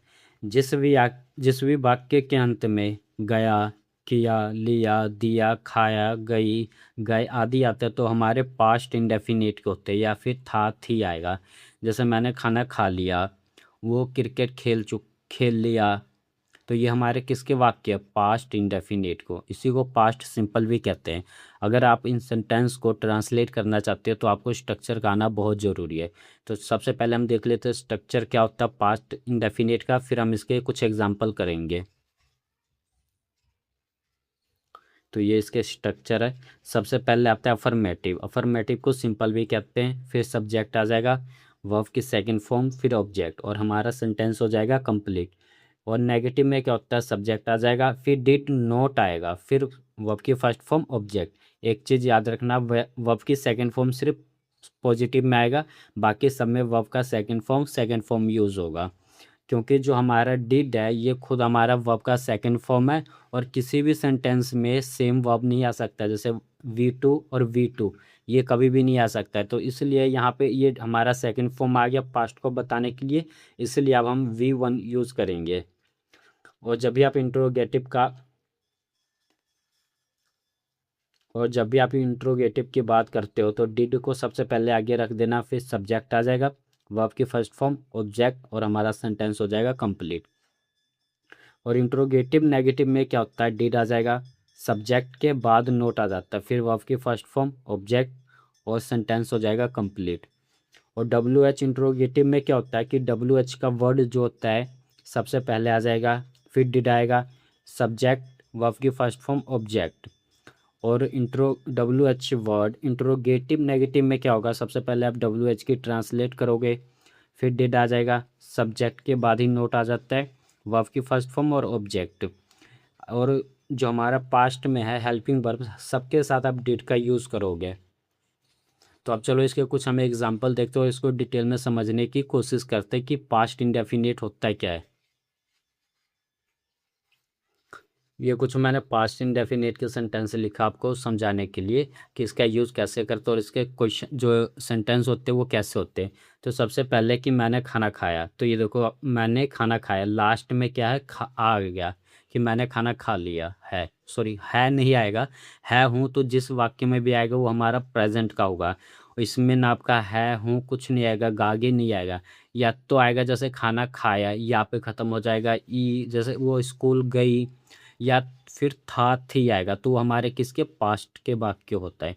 तो यहाँ पे क्या है कि मैंने खाना खा लिया, तो इसकी इंग्लिश बनेगी आई एट फूड। तो जो मैंने स्ट्रक्चर बताया, सबसे पहले हमारा सब्जेक्ट आ जाता है, मैंने खाना खाया, इसमें सब्जेक्ट क्या है, मैंने, तो मैंने की इंग्लिश क्या बना दी, आई। आई हमारा एक सब्जेक्ट है, उसके बाद हमारा वर्ब की सेकंड फॉर्म आ जाएगा, एट जो हमारा सेकंड फॉर्म है, ईट का मतलब होता है खाना खाना, और हमारा ये जो सेकंड फॉर्म आ गया एट, और आ गया फूड, खाना को फूड कहते हैं, तो हमारा सेंटेंस बना आई एट फूड, मैंने खाना खाया। और सेकंड क्वेश्चन हमारा क्या है, आपने खाना खाया, आपने खाना खाया, तो आप ये देखो कि इसमें सब्जेक्ट क्या है, आप, आपकी इंग्लिश क्या होती है, यो, यहाँ पे ए लग रहा है, ये है YOU, इसको ये मत समझना। तो हमारा सब्जेक्ट आ गया और सेकंड फॉर्म आ गया एट फूड। ये जो फर्स्ट सेकंड हमारा किसका है, पॉजिटिव का है कि मैंने खाना खाया, उसने खाना खाया, क्या आपने क्रिकेट, क्या नहीं आएगा सॉरी, मैंने खाना खाया, उसने खाना खाया, आपने खाना खाया, तो ये किसके, हमारे पॉजिटिव के सेंटेंस है। जो हमारा थर्ड है, उसने फ़ोन नहीं चलाया, तो इसमें क्या थर्ड में कि ये नोट का यूज़ है, ये जो हमारा नहीं वर्ड है ना, यही हमारा इंट्रोगेटिव वर्ड होता है। तो इसको ट्रांसलेट आप कैसे करोगे, सबसे पहले सब्जेक्ट लिखोगे, उसके बाद उस नोट नहीं को बताने के लिए हम डिड नोट का यूज़ करते हैं, उसके बाद वर्ब का फर्स्ट फॉर्म आएगा, सेकंड फॉर्म सिर्फ हमारा पॉजिटिव में होता है। तो डिड नोट के बाद मैंने वर्ब का फर्स्ट फॉर्म यूज़ किया, यूज़, और आ गया लास्ट में हमारा ऑब्जेक्ट, ऑब्जेक्ट क्या था, फ़ोन, तो इसका क्या बना translate, he did not use phone. और फोर्थ क्वेश्चन क्या है, वह स्कूल गई, तो वो स्कूल गई, अब यहाँ पता चल रहा है ना कि हम किसी गर्ल की बात कर रहे हैं, तो उसकी इसमें सब्जेक्ट क्या है, वह की इंग्लिश क्या होती है, शी होता है। और फिर हमारा वर्ब का सेकंड फॉर्म आ जाएगा, वेंट टू स्कूल। अब ये देखो ये भी हमारा पॉजिटिव का है, इसलिए मैंने V2 का यूज़ किया। गो का सेकंड फॉर्म क्या होता है, वेंट, तो शी वेंट टू स्कूल, वो स्कूल गई। और हमारा ये फोर्थ क्वेश्चन क्या है, क्या तुमने घर साफ कर लिया सॉरी, क्या तुमने घर साफ कर लिया। फिफ्थ क्वेश्चन क्या है, क्या तुमने घर साफ कर लिया। अभी एक चीज़ इसमें नोटिस करना है, ये देखो शुरू में क्या आ रहा है यहाँ पे, क्या, तो जिसमें क्या आएगा ना सबसे पहले, वो हमारा हमेशा इंट्रोगेटिव का वर्ड होता है। ठीक है, तो इसमें क्या है, क्या तुमने घर साफ नहीं किया, और नहीं भी है। तो इसमें क्या है, सिर्फ क्या है, और छेमे वाले में क्या है, इसमें क्या भी है और नहीं भी। एक चीज़ का आपने ध्यान देना है कि जिसमें क्या होगा वो हमारा इंट्रोगेटिव का होता है, और जिसमें क्या भी होगा नहीं भी, वो हमारा इंट्रोगेटिव नेगेटिव का होगा।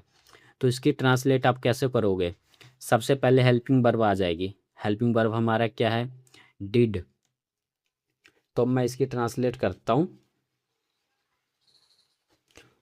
सॉरी, क्या तुमने घर साफ कर लिया, मैं इसकी कर रहा हूँ। तो इस क्या को बताने के लिए आप डिड का यूज़ करोगे, डिड। अब यहाँ पे सब्जेक्ट क्या है, यू, डिड यू। अब साफ करने को क्या कहते हैं, clean. Did you clean the house.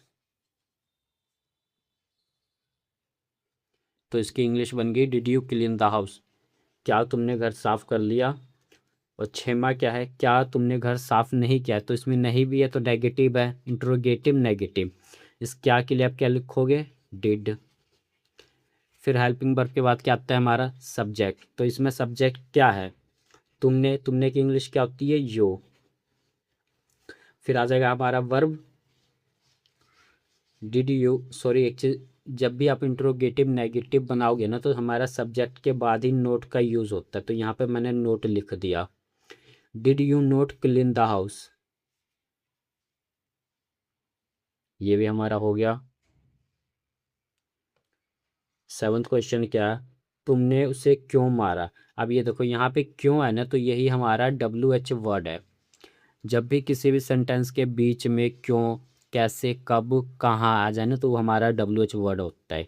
तो यहाँ पे क्या है, क्यों, तो ये हमारा WH वर्ड है। तो आप सबसे पहले इसकी ट्रांसलेट करोगे, क्यों की इंग्लिश क्या होती है, वाई। फिर उसके बाद आ जाएगा हेल्पिंग वर्ब डिड। फिर सब्जेक्ट, इसमें सब्जेक्ट क्या है, तुमने उसे क्यों मारा।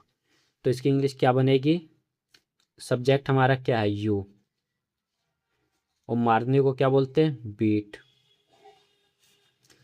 Him. Why did you beat him, तुमने उसे क्यों मारा। छठवां, एट्थ क्वेश्चन क्या है, आपने उसे क्यों नहीं मारा। देखो सातवीं में क्या था, क्यों है, और आठवीं में क्यों भी है और नहीं भी है।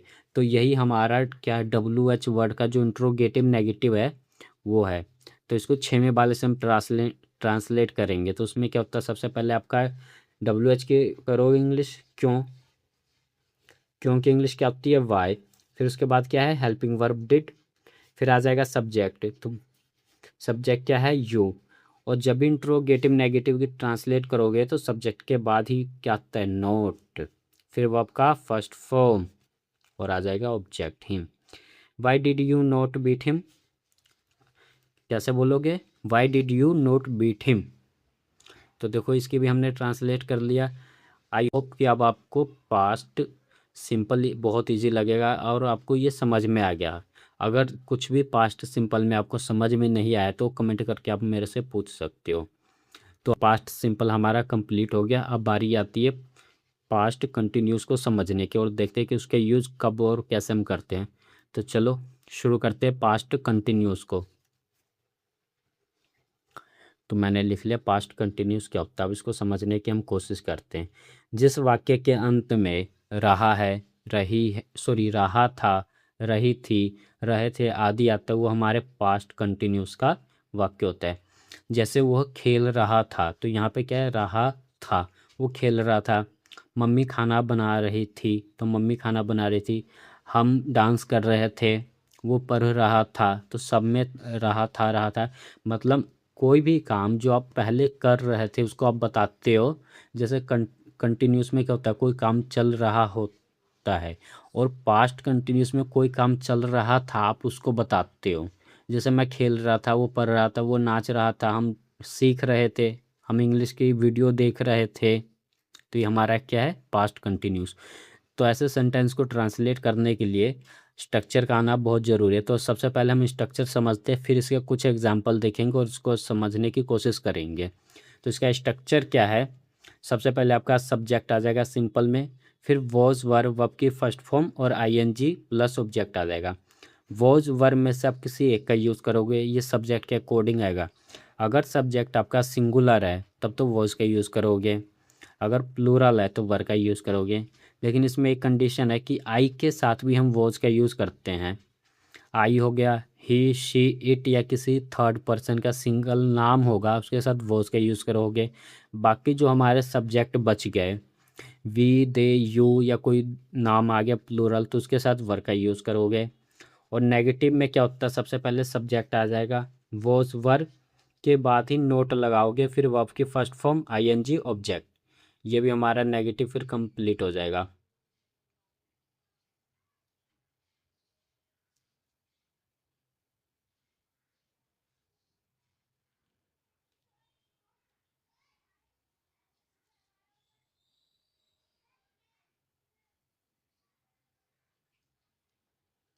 इंट्रोगेटिव में क्या होगा, W H word, sorry interrogative negative में जो ये हमारे वॉज वर्ब क्या है, ये एक हेल्पिंग वर्ब है। आप इसको सबसे पहले कर दोगे, फिर हमारा सब्जेक्ट आ जाएगा, फिर नोट वर्ब की फर्स्ट फॉर्म आईएनजी ऑब्जेक्ट। ये सॉरी हमारा इंट्रोगेटिव नेगेटिव है, उससे पहले आता है इंट्रोगेटिव। इंट्रोगेटिव में क्या होगा, वॉज वर्ब सबसे पहले आ जाएगा, सब्जेक्ट वर्ब की first form ING object. Interrogative और इंट्रोगेटिव नेगेटिव में क्या फ़र्क है, इसमें कुछ फ़र्क नहीं है। आप ध्यान से अगर देखोगे तो सबसे पहले वॉज वर सेम है, was were subject subject, verb की फर्स्ट फॉर्म आईएनजी, वर्ब की first form ING, object object, सब कुछ सेम है थर्ड और फोर्थ वाले में। बस क्या इसमें सब्जेक्ट के बाद मैंने नोट लगा दिया है। तो यही हमारा होता है एक इंट्रोगेटिव, और इंट्रोगेटिव नेगेटिव में क्या होगा, सब्जेक्ट के बाद ही नोट आ जाएगा।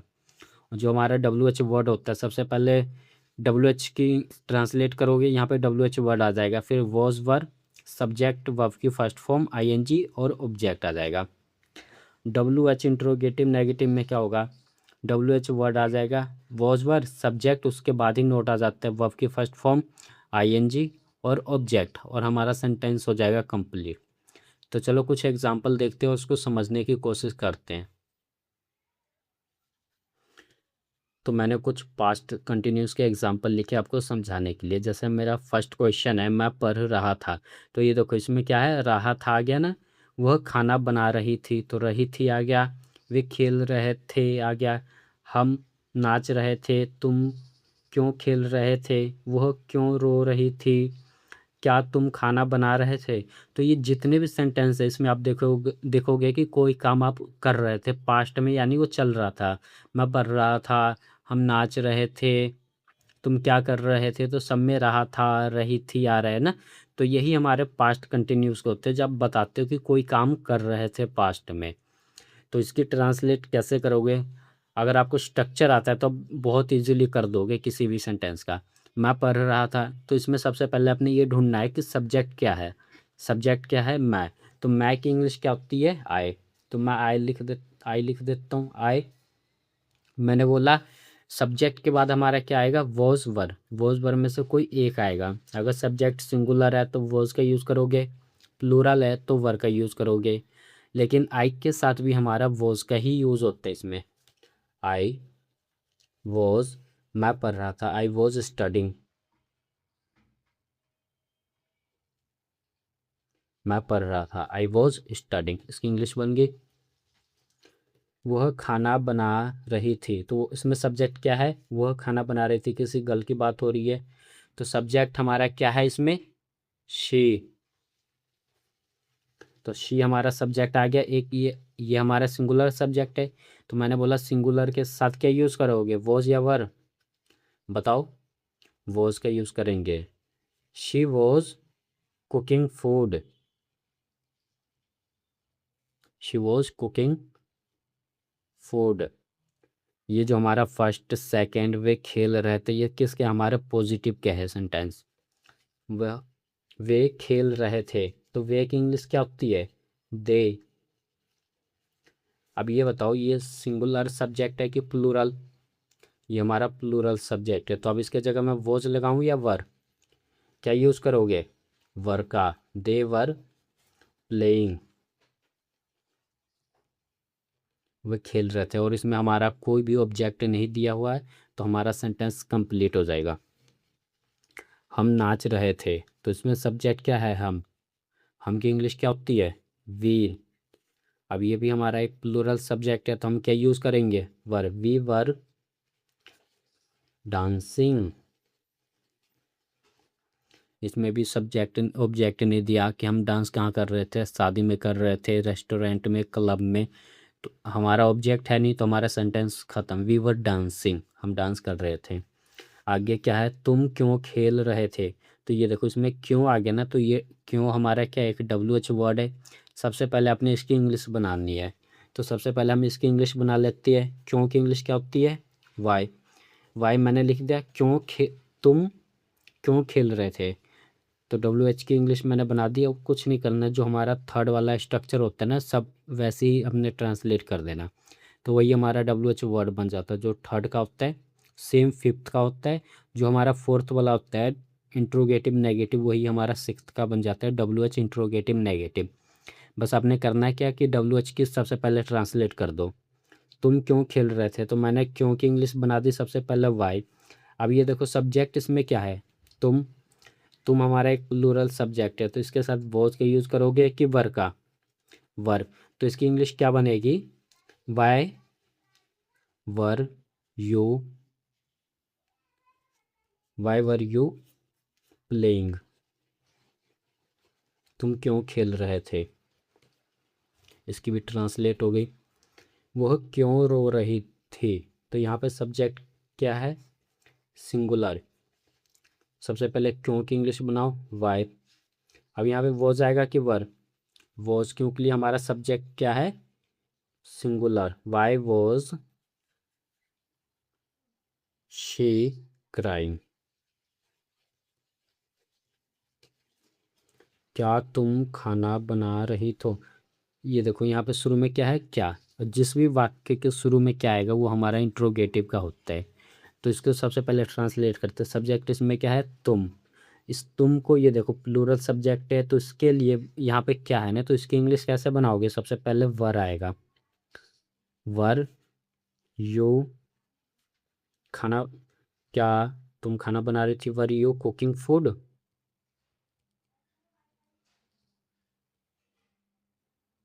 ये देखो इसकी भी ट्रांसलेट हो गया।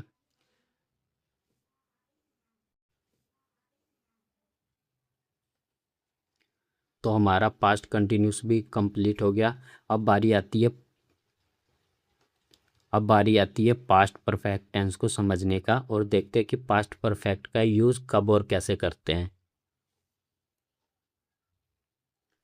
पास्ट परफेक्ट टेंस में क्या होता है कि जिस वाक्य के अंत में चुका था, चुकी थे, लिया था, दिए थे, किया था, तो वो हमारा वाक्य क्या होता है? पास्ट परफेक्ट का होता है। जैसे कुछ एग्जांपल है, मैंने खाना खा चुका था, तो आप खाना खा चुके थे यानी वो काम आपने पूरा कर लिया था। वो घर जा चुकी थी, तो जो उसका काम था घर जाने का, वो घर जा चुकी थी।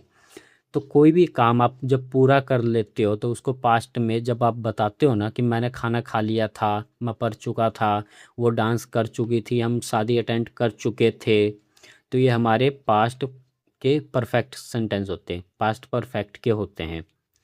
तो इसको हम डिटेल में समझते हैं, उससे पहले हम कुछ जो इसके स्ट्रक्चर होता है वो देख लेते हैं, फिर इसके कुछ एग्जांपल करेंगे सो दैट इसको हम अच्छे से समझ सकें।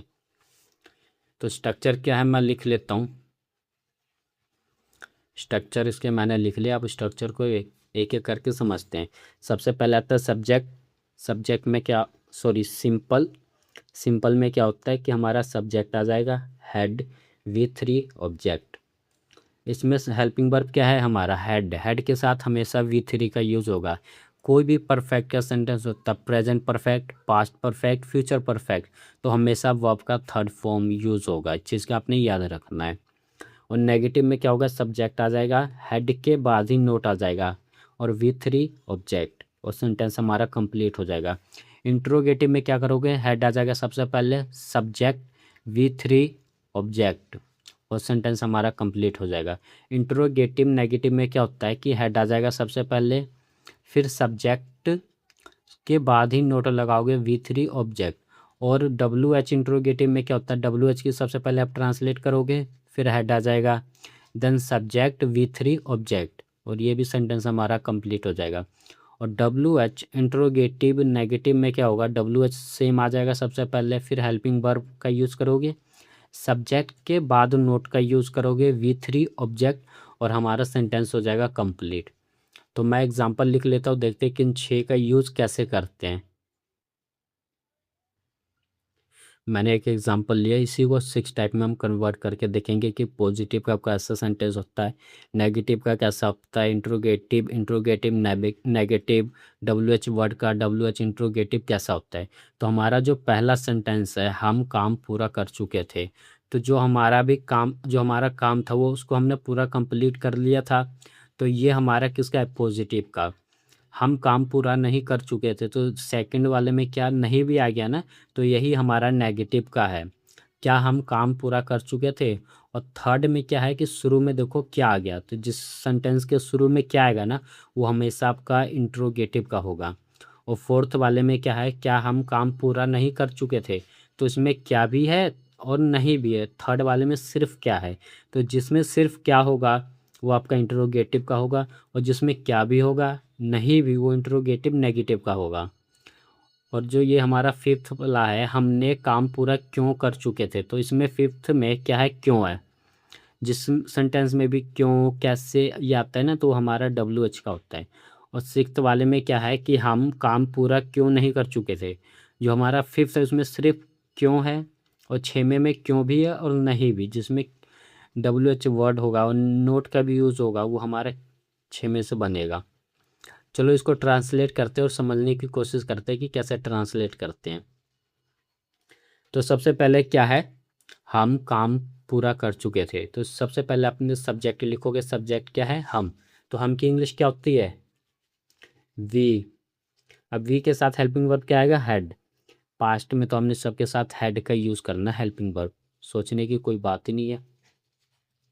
वी हैड कंप्लीट करने को क्या बोलते हैं, कंप्लीटेड। वी हैड कंप्लीटेड, हमने पूरा काम कर लिया था। We had completed all work, ये हमारा हो गया translate. We had completed all work, पूरा काम कर लिया था हमने। हम काम पूरा नहीं कर चुके थे, हम काम पूरा नहीं कर चुके थे, तो नहीं आ गया ना। तो सबसे पहले सब्जेक्ट क्या है, वी हैड, अब इसके बाद ही नोट लिख दो, we had not completed all work. तो ये हमारा नेगेटिव का भी कंप्लीट हो गया। थर्ड क्या है, क्या हम काम पूरा कर चुके थे, तो क्या आ गया, तो क्या की इंग्लिश क्या बनाओगे आप, सबसे पहले हेड लिख दो जो हमारा हेल्पिंग वर्ब है, और कुछ नहीं, फिर सब सेम आ जाएगा, सब्जेक्ट वे, फिर हमारा वर्ब का थर्ड फॉर्म आ जाएगा कंप्लीटेड ऑब्जेक्ट ऑल वर्क। तो ये भी ट्रांसलेट हो गया। Had we completed all work, क्या हम काम पूरा कर चुके थे। और फोर्थ में क्या है, नहीं भी। तो टेंशन लेने की कोई बात नहीं, जैसे आपने थर्ड का ट्रांसलेट किया सेम वैसे ही लिख दो। चलो मैं लिख लेता हूँ same, had we completed all work. तो आप बोलोगे ये तो आपने थर्ड के जैसे लिख दिया, तो इसमें फ़र्क क्या है थर्ड और फोर्थ में। थर्ड और फोर्थ में कोई भी कन्फ्यूजन नहीं होना चाहिए, बस आपने करना क्या है, जो हमारा सब्जेक्ट है उसके बाद नोट लिख दो। तो उसमें हमारा सब्जेक्ट क्या है, वी के बाद नोट लिख दो बस, तो बन गया हमारा had we not completed all work, बस। और ये पांचवा क्या है, हमने काम पूरा क्यों कर चुके थे। तो सबसे पहले आप क्या करो, इस क्यों की इंग्लिश लिखो। क्यों की इंग्लिश क्या होती है, वाई। वाई लिख दिया। अब ये जो हमारा थर्ड वाला है ना, सब सेम लिख दो। क्या थर्ड वाले में हेड, तो मैंने हेड लिख दिया, उसके बाद वी वो आपका थर्ड फॉर्म में कंप्लीटेड, तो कंप्लीटेड लिख दिया ऑल वर्क। ये देखो मैंने क्या किया, कुछ नहीं, सबसे पहले WH वर्ड की ट्रांसलेट किया, उसके बाद जो थर्ड वाला था मैंने सेम वैसे ही लिख दिया। और ये सिक्स्थ वाले में क्या होता है, हम काम पूरा क्यों नहीं कर चुके थे, तो कुछ नहीं, सबसे पहले ये जो फिफ्थ है ना, आप सेम ऐसे लिख दो। आ गया why had we completed all work. आप क्या करोगे बताओ। मैंने बोला ना, जब भी आप किसी इंट्रोगेटिव नेगेटिव हो या W H word interrogative negative होगा तो सब्जेक्ट के बाद ही नोट आ जाएगा। बस ये बन गया ट्रांसलेट। तो इसकी ट्रांसलेट कैसे बोलोगे? Why had we not completed all work, हमने अपना पूरा काम क्यों नहीं किया था। आई होप कि आपको ये पास्ट परफेक्ट भी समझ में आ गया होगा। अब बारी आती है पास्ट परफेक्ट कंटिन्यूस को समझने का, और उस देखते हैं कि उसका यूज़ कब और कैसे करते हैं। तो वीडियो को एंड तक ज़रूर देखना। अगर आपको ये वीडियो थोड़ा भी अच्छा लगेगा तो मेरी मेहनत के लिए एक लाइक और कमेंट ज़रूर कर देना। तो चलो आप समझते हैं पास्ट परफेक्ट कंटिन्यूस को। तो इसमें क्या होता है, जिस भी वाक्य के अंत में रहा था, रहे थे कोई आएगा। लेकिन एक चीज़ याद रखना अपने कि इसमें रहा था रही थी तो आएगा, ये हमारे पास्ट कंटिन्यूस में भी होता है, रहा था रही थी। लेकिन इसमें क्या है, उसके साथ आपको कोई एक समय दिया होगा कि वो जो काम है ना किसी समय से चल रहा होगा। जैसे मैं 2 दिन से पढ़ रहा था, तो इसमें समय क्या है, 2 दिन। ये सिंपल अगर इतना होता है कि मैं पढ़ रहा था तब तो ये पास्ट कंटिन्यूस का सेंटेंस होता है। लेकिन इसमें क्या है, मैं 2 दिन से पढ़ रहा था, ये जो हमारा 2 दिन है ना यही टाइम है। और इसीलिए इसको पास्ट परफेक्ट कंटिन्यूस कहते हैं, जिसमें कोई काम समय से चल रहा होता है। अगर आप उसको बताओगे तो इसकी ट्रांसलेट कैसे करोगे? जैसे वो सुबह से खाना बना रही थी, तो ये जो सुबह है ना ये भी एक हमारा समय है। अगर ये सिर्फ इतना होती कि वो खाना बना रही थी तब तो ये हमारा पास्ट कंटिन्यूस का था, सिंपल। उसके रूल के अकॉर्डिंग आप ट्रांसलेट कर देते। और यहाँ पे क्या है, सुबह, तो सुबह एक हमारा टाइम है। तो इसको ट्रांसलेट करने के लिए आप क्या करोगे? तो चलो इसके भी स्ट्रक्चर देखते हैं और समझने की कोशिश करते हैं। स्ट्रक्चर मैंने लिख लिया। सबसे पहले आपका सब्जेक्ट आएगा, फिर हैड बीन आ जाएगा, वो आपका फर्स्ट फॉर्म आईएनजी ऑब्जेक्ट, फिर सिंस फोर। सिंस और फोर में से आप किसी एक का यूज़ करोगे, उसके बाद टाइम आ जाएगा। अगर आपको ये नहीं पता चलता सिंस किसके साथ यूज़ करना, फोर किसके साथ यूज़ करना है, तो जो मेरी प्रेजेंट में मैंने वीडियो बनाई है ना प्रेजेंट की, तो उस वीडियो को आप जरूर वॉच करना। उसमें मैंने सिंस और फोर का कंसेप्ट अच्छे से समझाया है, सो दैट आपको समझ में आ जाएगा कि सिंस और फोर का यूज़ किसके साथ करना है। और नेगेटिव में क्या होगा, सब्जेक्ट आ जाएगा, और जो हमारा नोट होगा ना हमेशा हैड बिन के बीच में नोट आएगा। कई लोग क्या करते हैं, हैड बिन नोट लिखते हैं, वो जो गलत होता है। नोट आप कहाँ लगाओगे, हेड और बिन के बीच में नोट आएगा, हेड नोट बिन बोलोगे। फिर वो आपका फर्स्ट फॉर्म आ जाएगा आईएनजी ऑब्जेक्ट, और सिंस फोर में से कोई एक लगा दो, उसके बाद हमारा जो भी समय होगा समय वहाँ पे आ जाएगा। थर्ड वाले में क्या होता है कि हेल्पिंग वर्ब जो हमारा हेड है सबसे पहले कर दोगे, सब्जेक्ट आ जाएगा, फिर बीन आ जाएगा, वो आपका फर्स्ट फॉर्म आईएनजी ऑब्जेक्ट, फिर सिंस फोर प्लस समय आ जाएगा। फोर्थ वाले में क्या होता है, हेड आ जाएगा सबसे पहले, सब्जेक्ट, उसके बाद ही नोट का यूज़ करोगे, फिर बीन आ जाएगा, वो आपका first form object, since four plus समय आ जाएगा। डब्ल्यू एच में क्या होता है, सबसे पहले डब्ल्यू एच, फिर हेड आ जाएगा, सब्जेक्ट बीन, वो आपका फर्स्ट फॉर्म ऑब्जेक्ट, सिंस और फोर प्लस समय आ जाएगा। और डब्ल्यू एच में इंट्रोगेटिव नेगेटिव में क्या करोगे, सबसे पहले डब्ल्यू एच की ट्रांसलेट करोगे, फिर हेड आ जाएगा, सब्जेक्ट नोट बीन, वर्ब का फर्स्ट फॉर्म ऑब्जेक्ट सिंस और फोर, और उसके बाद आप जो भी समय दिया रहेगा सिंस फोर के बाद समय यहाँ लिख देना, और आपका सेंटेंस हो जाएगा कंप्लीट। तो चलो मैं कुछ एग्जांपल लिख लेता हूँ आपको समझाने के लिए। मैंने एक सेंटेंस लिया, उसी को 6 टाइप में कन्वर्ट कर दिया, पॉजिटिव में, negative, interrogative, interrogative negative, W H word, W H interrogative में, और देखते हैं कि इसको ट्रांसलेट कैसे करते हैं। अगर आपको स्ट्रक्चर आएगा तो आप बहुत ईजीली किसी भी सेंटेंस को ट्रांसलेट कर दोगे। तो हमारा पहला क्वेश्चन क्या है कि वह सुबह से क्रिकेट खेल रहा था। तो आप बोलोगे अब इसमें टाइम कहाँ है, टाइम तो है ही नहीं है। तो ध्यान से देखो, ये जो हमारा सुबह है ना, सुबह से, तो कोई काम सुबह से कर रहा था, तो यही एक हमारा टाइम है। अगर सिर्फ इतना होता कि वो क्रिकेट खेल रहा था तब तो ये कंटिन्यूस का होता, पास्ट कंटिन्यूस। लेकिन इसमें एक चीज़ है कि वो सुबह से क्रिकेट खेल रहा था, तो जो हमारा ये सुबह है ना यही एक टाइम है। तो इसको आप कैसे ट्रांसलेट करोगे, जो भी मैंने स्ट्रक्चर बताया अगर आपको वो आएगा तो आप इजीली ट्रांसलेट कर दोगे। तो चलो इसको ट्रांसलेट करते हैं। वो सुबह से क्रिकेट खेल रहा था, तो इसमें सब्जेक्ट क्या है, वह तो वह की इंग्लिश क्या होती है? ही। ही हैड बीन, फिर वर्ब का फर्स्ट फॉर्म, उसके साथ ING, playing. He had been playing, object क्या है? Cricket. He had been playing cricket. अब बोला था उसके बाद सिंस या फोर में से आप कोई एक लिखोगे। अब बताओ सिंस लिखूं या फोर? ये जो हमारा सुबह है, शाम, दोपहर, ये हमारा फिक्स टाइम है, तो इसके साथ हमेशा आप सिंस का यूज करोगे। He had been playing cricket since the morning.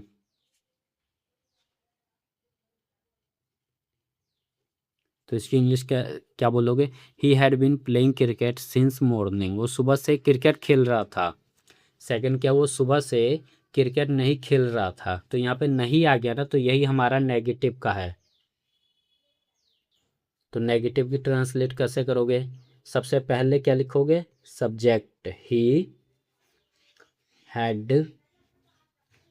आप पता है कि गलती कई लोग क्या करते हैं, वो हैड बीन नोट लिखते, जबकि नोट हमेशा हैड और बीन के बीच में आएगा। तो ही हैड नोट बीन। आप ये गलती कभी भी मत करना कि हैड बीन नोट लिखना। नहीं, हैड और बीन के आप बीच में हमेशा नोट लिखोगे, तो इसकी इंग्लिश बनेगी he had not been playing cricket since morning. He had not been playing cricket since the morning.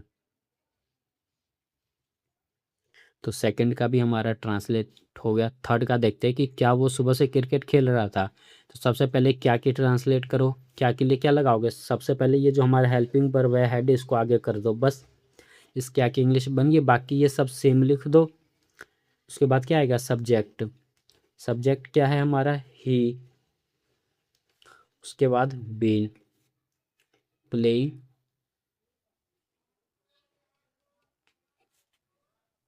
Cricket since the morning. अब ये जो 3 क्वेश्चन है, इसकी ट्रांसलेट करके आप मेरे को कमेंट बॉक्स में बताओ। मैं चेक करके आपको रिप्लाई दूंगा किसका सही है और किसका नहीं। अगर वीडियो आपको अच्छा लगा तो एक लाइक कमेंट ज़रूर कर देना। तो इससे पिछले वीडियो में हमने पढ़ा था प्रेजेंट टेंस और पास्ट टेंस के बारे में, और समझे थे कि टेंस होता है क्या, टेंस का यूज़ कब और कैसे करते हैं। अगर आपने वो वीडियो नहीं देखा है तो आई वुड रिकमेंड कि सबसे पहले आप वो वीडियो देख लो, सो दैट आपको टेंस का मतलब पता चल जाएगा कि टेंस होता है क्या है, टेंस का यूज़ कब और कैसे करते हैं। तो चलिए शुरू करते हैं आज की इस वीडियो में। और इस वीडियो में हम पढ़ने जा रहे हैं फ्यूचर टेंस। और फ्यूचर टेंस को बिल्कुल बेसिक से डिटेल में समझेंगे कि इसका यूज़ कब और कैसे करते हैं। तो वीडियो को एंड तक ज़रूर देखना। अगर आप वीडियो को पूरा देख लोगे तो मुझे नहीं लगता कि कोई भी डाउट आपका टेंस से रिलेटेड रह जाएगा। तो अब हम पढ़ने जा रहे हैं फ्यूचर टेंस के बारे में। देखते हैं कि फ्यूचर टेंस का यूज़ कब और कैसे करते हैं। तो जैसे कि मैंने आपको पहले भी बताया कि टेंस को 3 कैटेगरी में डिवाइड किया गया है, प्रेजेंट टेंस, पास्ट टेंस और future tense. Present tense, past tense हमने पहले पढ़ लिया है, और इस वीडियो में हम फ्यूचर टेंस को समझने जा रहे हैं। और इन तीनों टेंस को आगे 4-4 पार्ट में और डिवाइड किया गया है। फ्यूचर टेंस को आगे 4 पार्ट में और डिवाइड किया गया है, जिसको भविष्य काल भी कहते हैं। फ्यूचर सिंपल, फ्यूचर सिंपल को इंडेफिनिट भी कहते हैं। फ्यूचर कंटिन्यूस होता है, फ्यूचर परफेक्ट होता है, फ्यूचर परफेक्ट कंटिन्यूस होता है। तो इन चारों को हम डिटेल में इस वीडियो में समझेंगे और स्ट्रक्चर देखेंगे और समझने की कोशिश करेंगे कि इनका यूज़ कब और कैसे करना है, और कुछ एग्जाम्पल भी हम करेंगे। तो सबसे पहले पहचान देख लेते हैं कि फ्यूचर टेंस का पहचान क्या होता है। जिस भी वाक्य के अंत में गा, गी, गे या कोई काम फ्यूचर में यानी भविष्य में आप करोगे, करेंगे या फिर करेगी आदि, वो फ्यूचर का सेंटेंस होता है। जैसे हम पतंग उड़ाएंगे, तो अभी हम पतंग उड़ाएंगे, अभी उड़ा नहीं रहे, तो ये हमारा फ्यूचर में काम करेंगे। तो ये हमारा कौन सा फ्यूचर का सेंटेंस है। तो सबसे पहले हम समझते हैं फ्यूचर सिंपल, जिसको फ्यूचर इंडेफिनिट भी कहते हैं। फ्यूचर इंडेफिनिट होता है क्या, तो वो मैंने लिख लिया, अब मैं इसको एक्सप्लेन करता हूँ। तो जिस भी वाक्य के अंत में गा, गी, गे आदि आता है, वो हमारा फ्यूचर का सेंटेंस होता है। जैसे कि मैं स्कूल जाऊँगा, तो लास्ट में क्या आ गया? गा, तो मैं स्कूल जाऊँगा। मैं दिल्ली जाऊंगा, तो इसमें भी क्या है, गा। तो जिस भी वाक्य के अंत में गा, गी ऐसे सेंटेंस आता है वो हमारा फ्यूचर इंडेफिनिट का होता है। तो इसको ट्रांसलेट करने के लिए एक स्ट्रक्चर होता है, अगर आपको स्ट्रक्चर आता है तो आप इजीली ट्रांसलेट कर दोगे। तो हम स्ट्रक्चर समझते हैं। एक होता है अफर्मेटिव, जिसको पॉजिटिव भी कहते हैं। उसकी ट्रांसलेट करोगे, जैसे मैं स्कूल जाऊंगा, मैं दिल्ली जाऊंगा, तो ये हमारे किसके, सिंपल के, अफर्मेटिव के। अगर आपने इसकी ट्रांसलेट करना है तो सबसे पहले सब्जेक्ट लिखोगे, विल लिखोगे, वर्ब की फर्स्ट फॉर्म, फिर ऑब्जेक्ट। और नेगेटिव में क्या होता है, विल आ जाता है, विल के बाद ही नोट होता है, फिर वर्ब की फर्स्ट फॉर्म ऑब्जेक्ट।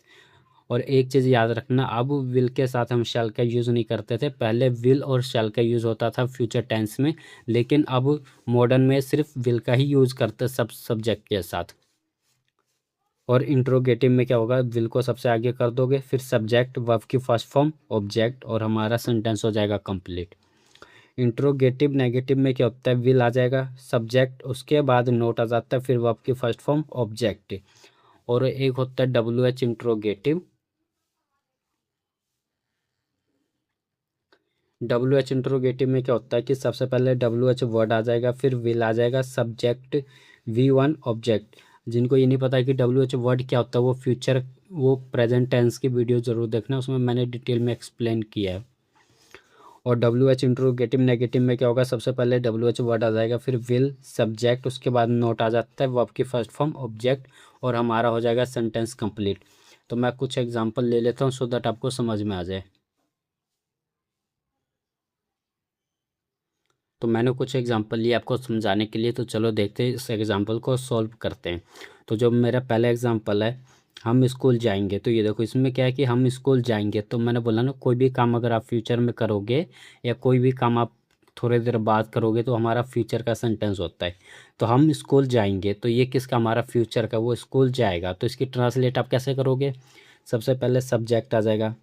सब्जेक्ट क्या होता है, यहाँ पे क्या है, हम की सब्जेक्ट क्या होगा, वी, और इसके साथ क्या लगाओगे, we will go to school. हम पढ़ाई नहीं करेंगे, तो इसमें ये देखो नहीं आ गया ना, नहीं, तो यही हमारा क्या है, नेगेटिव का सेंटेंस है। तो इसकी ट्रांसलेट कैसे करोगे, सबसे पहले सब्जेक्ट, सॉरी, यहाँ पर सब्जेक्ट क्या है, वह, तो वह की इंग्लिश होती है ही विल नोट स्टडी,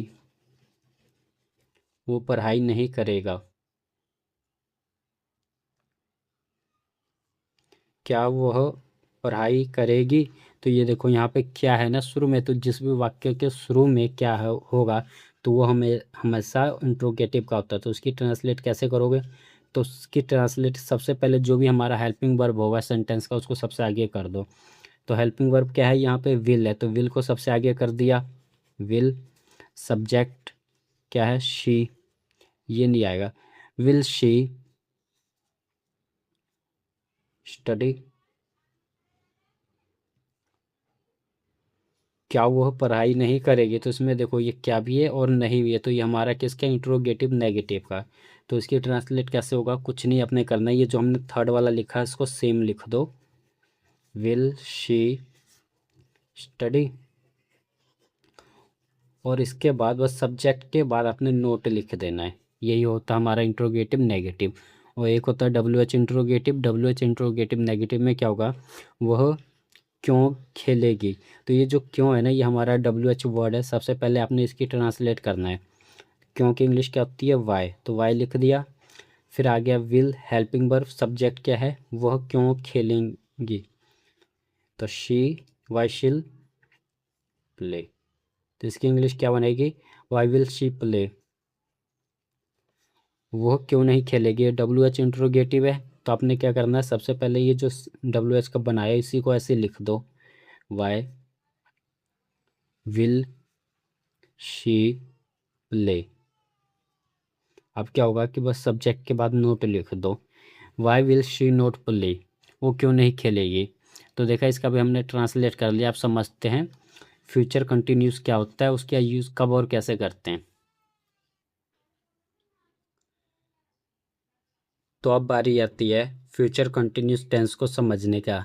तो देखते हैं कि इसका यूज़ कब और कैसे करते हैं। जिस भी वाक्य के अंत में रहा होगा, रही होगी या रहे होंगे या फिर रहा होगा, ऐसे कुछ भी आता है जो हमारे सेंटेंस के लास्ट में, तो वो हमेशा हमारा फ्यूचर कंटिन्यूस का सेंटेंस होगा। जैसे मैं दिल्ली जा रहा हूँगा, तो आगे ना लास्ट में दिल्ली जा रहा हूँगा, हम नाच रहे होंगे, तो रहे होंगे, रहा होगा, रही होगी, ये जो भी आएगा ना तो हमारे फ्यूचर कंटिन्यूस का सेंटेंस होगा। तो इसकी ट्रांसलेट आप कैसे करोगे, तो सबसे पहले आएगा सब्जेक्ट, फिर विल भी आएगा। याद रखना फ्यूचर इंडेफिनिट में सिर्फ विल है और फ्यूचर कंटिन्यूस में विल भी है। उसके बाद वर्ब की फर्स्ट फॉर्म आईएनजी और ऑब्जेक्ट है।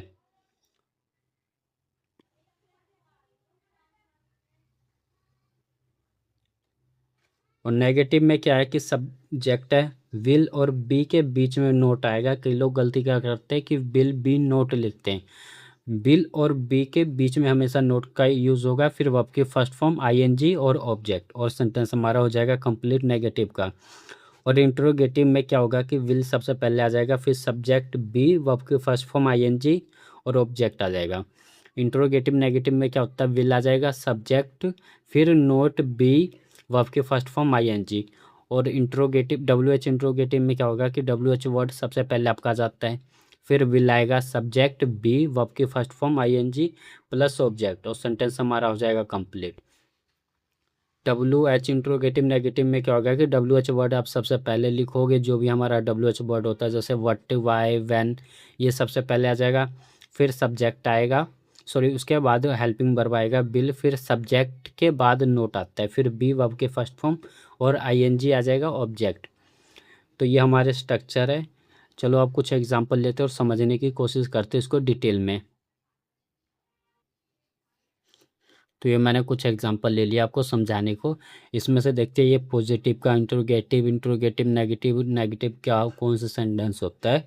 ये जो हमारा पहला सेंटेंस है वो कल पढ़ रहा होगा, तो इसमें कोई भी नेगेटिव वर्ड नहीं है ना, ये सिंपल है कि वो कल पढ़ रहा होगा। तो ये हमारा सिंपल का है, इसी को अफर्मेटिव भी कहते हैं। वो कल पढ़ नहीं रहा होगा, इसमें नोट का यूज़ है सेकेंड में, तो ये हमारा नेगेटिव का होगा। तो इसका ट्रांसलेट आप नेगेटिव का जो रूल है उसके अकॉर्डिंग करोगे। फिर हमारा क्या, शुरू में जब भी किसी भी सेंटेंस की अगर शुरू में आपको क्या दिखेगा, जैसे इसमें क्या है दोनों में, जिसमें सिर्फ क्या होगा तो वो हमारा इंट्रोगेटिव का होगा, और फोर्थ वाले में क्या भी है और नहीं भी, तो ये हमारा इंट्रोगेटिव नेगेटिव का होता है। और जिस भी सेंटेंस के बीच में आपको क्या, क्यों, कैसे, कब, ये अगर वर्ड दिखते तो हमारे डब्ल्यू एच का होता है, ठीक है। और बीच में क्या भी हो, क्यों, कैसे और नहीं भी होगा तो हमारे डब्ल्यू एच इंट्रोगेटिव नेगेटिव होते हैं। तो इनका ट्रांसलेट कैसे करोगे, तो चलो वो देखते हैं। हमारा पहला सेंटेंस है वो कल पढ़ रहा होगा, तो वह की इंग्लिश क्या होगी, he, he will be studying tomorrow, वो कल पढ़ रहा होगा। वह कल पढ़ नहीं रहा होगा, ही विल,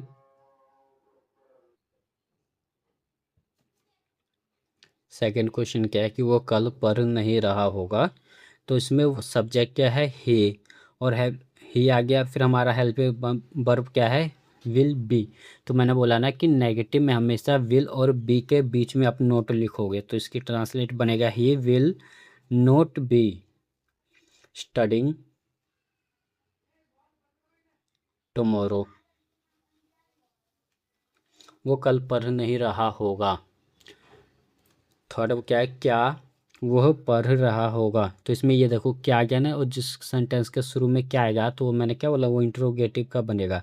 तो उसकी ट्रांसलेट कैसे करोगे, जो भी इसका हेल्पिंग वर्ब है सबसे आगे कर दो। तो इसकी हेल्पिंग वर्ब क्या है, विल, तो विल को हम आगे कर देंगे, will he be studying tomorrow,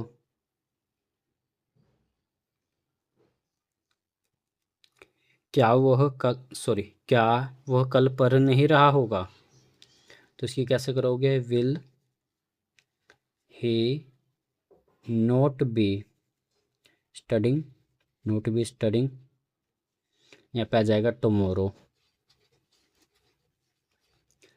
वह कल क्यों पढ़ रहा होगा, तो ये हमारा डब्ल्यू एच है। तो इसमें क्या करोगे, सबसे पहले आप डब्ल्यू एच की ट्रांसलेट कर दो। इसमें डब्ल्यू एच क्या है, क्यों। क्योंकि इंग्लिश क्या होती है, वाई। वाई। फिर आता है हमारा हेल्पिंग वर्ब, तो बिल आ गया हेल्पिंग वर्ब। सब्जेक्ट क्या है, ही। उसके बाद बी, वर्ब का फर्स्ट फॉर्म आईएनजी, ऑब्जेक्ट। तो हमारा वर्ब आ गया क्या, स्टडी, उसके साथ आईएनजी प्लस टुमारो। इसकी इंग्लिश बनेगी वाइल वाई।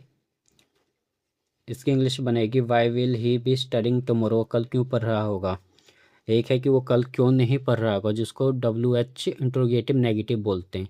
तो उसका ट्रांसलेट आप कैसे करोगे, सबसे पहले डब्ल्यू एच वर्ड आ गया वाई, फिर विल, सब्जेक्ट क्या है ही, उसके बाद आ गया नोट बी, वर्ब का फर्स्ट फॉर्म, फिर आ गया हमारा ऑब्जेक्ट क्या है, टुमारो। तो इसकी भी हमने ट्रांसलेट कर लिया। अब फ्यूचर कंटिन्यूस को समझने के बाद अब बारी आती है फ्यूचर परफेक्ट टेंस को समझने का। देखते हैं कि उसका यूज़ कैसे करना है। फ्यूचर परफेक्ट टेंस क्या होता है, जिस वाक्य के अंत में चुका होगा, चुकी होगे, चुके होंगे, या लिया होगा, दिया होगा, किया होगा, मतलब कोई भी काम आप भविष्य में पूरा उसको कर चुके होगे। जैसे मैं कल वीडियो बना चुका हूँगा, तो मैं ये वीडियो बना चुका हूँगा। मैं कल पढ़ चुका हूँगा, वो खाना बना चुकी होगी। तो कोई भी काम कहते हैं ना कि वो काम पूरा हो चुका होगा फ्यूचर में, तो वो हमारा फ्यूचर परफेक्ट का सेंटेंस होता है। जैसे वह कल दिल्ली पहुँच चुका होगा, तो वो कल दिल्ली पहुंच चुका होगा ना, तो ये हमारा फ्यूचर परफेक्ट का टेंस है। जैसे हम क्रिकेट खेल चुके होंगे, तो कोई भी काम भविष्य में कंप्लीट जब कर लोगे तो उसी को फ्यूचर परफेक्ट कहते हैं। तो सबसे पहले इसके स्ट्रक्चर देख लेते हैं। तो स्ट्रक्चर क्या, सबसे पहले सिंपल है। सिंपल में क्या होता है कि सब्जेक्ट आ जाएगा, और फ्यूचर परफेक्ट में हेल्पिंग वर्ब क्या होता है, विल हैव होगा। कोई भी फ्यूचर का परफेक्ट हो या प्रेजेंट का परफेक्ट हो, पास्ट परफेक्ट हो, तो सब में हमारा V3 का यूज़ होता है, वर्ब थर्ड का। तो सब्जेक्ट आएगा विल हैव, उसके बाद V3 आ जाएगा ऑब्जेक्ट, और सेंटेंस हमारा हो जाएगा कंप्लीट। नेगेटिव में क्या हो गया, सब्जेक्ट विल नोट आएगा, फिर हैव, V3 ऑब्जेक्ट, और सेंटेंस हमारा कंप्लीट हो जाएगा। इंट्रोगेटिव में क्या होगा, विल आ जाएगा, subject have, V3 object. Interrogative negative में क्या होता है, विल आ जाएगा, सब्जेक्ट, फिर नोट, हैव, V3 और ऑब्जेक्ट आ जाएगा। और डब्ल्यू एच इंट्रोगेटिव में क्या होता है कि डब्ल्यू एच वर्ड सबसे पहले आ जाएगा, विल, सब्जेक्ट, हैव, V3 और ऑब्जेक्ट आ जाता है। और डब्ल्यू एच इंट्रोगेटिव नेगेटिव में क्या होगा कि डब्ल्यू एच वर्ड आ जाएगा, सब विल, सब्जेक्ट के बाद ही नोट आएगा, फिर हैव, V3 ऑब्जेक्ट, और सेंटेंस हमारा हो जाएगा कंप्लीट। जैसे मैंने कुछ एग्जांपल आपके लिए लिया है समझाने के लिए।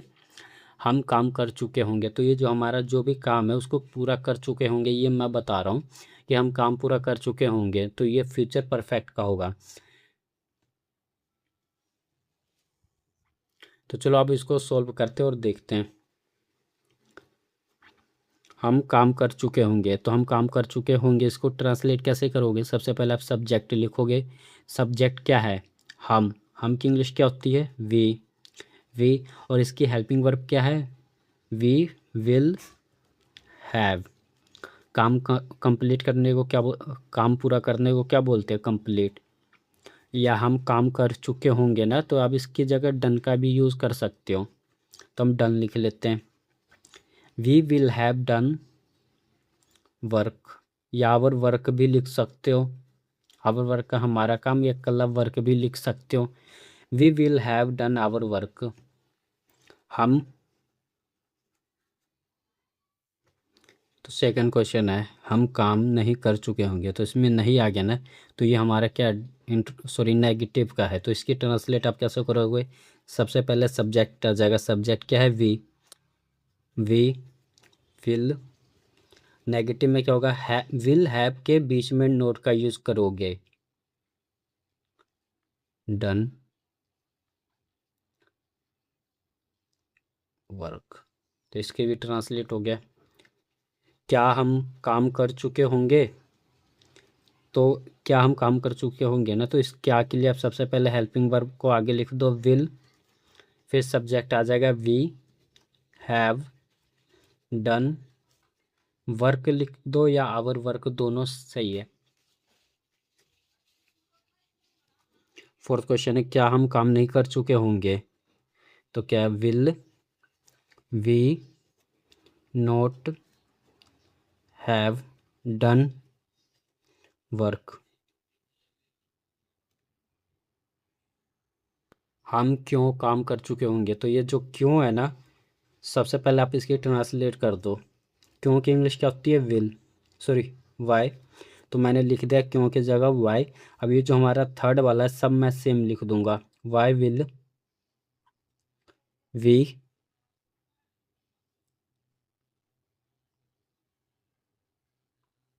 Y will we have done work. ये जो हमारा हम क्यों नहीं काम कर चुके होंगे, जो छेमा है, इसको डब्ल्यू एच इंट्रोगेटिव नेगेटिव बोलते हैं। तो आपने करना क्या है, ये जो फिफ्थ है इसी को सब सेम लिख दो। Why will we have done work. अब क्या करना है कि ये वी के बाद जो हमारा सब्जेक्ट है इसके बाद बस नोट लिख दो, तो ये हमारा डब्ल्यू एच इंट्रोगेटिव नेगेटिव बन जाएगा। तो अब हमारा फ्यूचर परफेक्ट भी कंप्लीट हो गया। अब बस रह गया फ्यूचर परफेक्ट कंटिन्यूस। देखते हैं कि उसका यूज़ कब और कैसे करते हैं। तो फ्यूचर परफेक्ट टेंस को समझने के बाद अब बारी आती है फ्यूचर परफेक्ट कंटिन्यूस टेंस को समझने का, और देखते हैं कि इसका यूज़ कब और कैसे करना है। वीडियो को एंड तक ज़रूर देखना। अगर आप पूरा वॉच कर लोगे, प्रेजेंट पास्ट फ्यूचर मैंने तीनों को 3 सीरीज़ में डिवाइड कर दिया। प्रेजेंट के अलग वीडियो बनाई है, पास्ट के अलग और फ्यूचर के अलग। अगर आप इनको देख लेते हो तो मुझे नहीं लगता है कि टेंस में कोई भी डाउट रहेगा, और लास्ट में मैं आपको कुछ क्वेश्चन भी दूंगा। तो हमारा फ्यूचर परफेक्ट कंटिन्यूस देखते हैं कि इसका यूज़ कैसे करना है। तो जिस भी वाक्य के अंत में रहा होगा, रही होगा या रहे होंगे, रहा होगा, रही होगी, रहे होंगे, हमारे ये फ्यूचर कंटिन्यूस में भी होता है और फ्यूचर परफेक्ट कंटिन्यूस में। बट फ्यूचर परफेक्ट कंटिन्यूस में क्या होगा, उसके साथ कोई आपको समय दिया होगा कि वो काम उस समय से चल रहा होगा। जैसे कि मैं 2 घंटे से पढ़ रहा हूँगा, तो यहाँ पे 2 घंटे आ गए ना, तो ये एक हमारा टाइम है, तो ये हमारा फ्यूचर परफेक्ट कंटिन्यूस का है। फ्यूचर कंटिन्यूस का सिंपल होता है कि मैं पढ़ रहा हूँगा, तो उसमें कोई समय नहीं है ना। अब इसमें क्या है कि मैं 2 घंटे से पढ़ रहा हूँगा, तो ये हमारा फ्यूचर परफेक्ट कंटिन्यूस का है। मैं सुबह से क्रिकेट खेल रहा हूँगा, तो सुबह एक हमारा टाइम है। तो ऐसे सेंटेंस हमारे फ्यूचर परफेक्ट कंटिन्यूस का होता है। तो इसको ट्रांसलेट आप कैसे करोगे? तो ये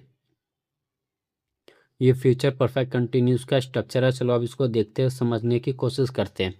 तो सबसे पहले आएगा सब्जेक्ट, फिर आएगा विल हैव बीन, फिर वर्ब की फर्स्ट फॉर्म आईएनजी और ऑब्जेक्ट। सिंस फॉर, इन दोनों में से कोई एक का यूज़ करोगे, उसके बाद आप समय लगा दोगे जो भी टाइम दिया रहेगा। सिंस हमारा सिंस हमारा फिक्स टाइम के साथ आता है, और ये जो फोर होता है नॉन फिक्स टाइम का होता है, जो समय की अवधि होता है उसके साथ यूज़ करते हैं। नेगेटिव में क्या होगा, सब्जेक्ट आ जाएगा और विल के बाद ही नोट का यूज़ करोगे, फिर हैव बीन एक साथ आएगा, वर्ब की फर्स्ट फॉर्म आईएनजी, फिर ऑब्जेक्ट आ जाएगा। सिंस और फोर, उसके बाद एक समय आएगा। सिंस फोर में से किसी एक का यूज़ करना है। इंट्रोगेटिव में क्या होगा कि विल सबसे पहले आ जाएगा, सब्जेक्ट फिर हैव बीन आएगा, वर्ब की first form ING, object since four plus समय आ जाएगा। और इंट्रोगेटिव नेगेटिव में क्या होता है कि विल आ जाएगा, सब्जेक्ट उसके बाद ही नोट का यूज़ करोगे, फिर हैव बीन, वर्ब का first form ING, object since four plus समय। और डब्ल्यू एच इंट्रोगेटिव में क्या है कि सबसे पहले डब्ल्यू एच वर्ड आ जाएगा, फिर will, subject have been, verb का first form ING, object since four plus समय आ जाएगा। और लास्ट है जो हमारा डब्ल्यू एच इंट्रोगेटिव नेगेटिव, उसमें क्या होता है, सबसे पहले डब्ल्यू एच वर्ड आ जाएगा, फिर विल, सब्जेक्ट के बाद नोट लिखोगे, हैव बीन, वर्ब का फर्स्ट फॉर्म आईएनजी, फिर सिंस फोर, ऑब्जेक्ट आ जाएगा, सिंस फोर प्लस समय आ जाएगा। तो मैं कुछ एग्जांपल ले लेता हूँ आपको समझाने के लिए। तो मैंने कुछ एग्जांपल ले लिए आपको समझाने के लिए, चलो इसको ट्रांसलेट करते। तो हमारा पहला है कि वह 2 बजे से फुटबॉल खेल रहा होगा। तो यहाँ पे 2 बजे आ गया ना, 2 बजे से यानी वो फुटबॉल खेल रहा होगा। अगर सिंपल इतना होता है कि वो फुटबॉल खेल रहा होगा, फिर तो ये हमारा फ्यूचर कंटिन्यूस के अकॉर्डिंग ट्रांसलेट होता है। यहाँ पे 2 बजे एक समय है, तो अब इसके ट्रांसलेट कैसे करोगे? सबसे पहले सब्जेक्ट आ जाएगा। सब्जेक्ट क्या है? वह की इंग्लिश आप क्या होता है? ही। और हेल्पिंग वर्ब इसमें क्या होता है यूज? Will, have, been. तो बोलोगे he will have been playing football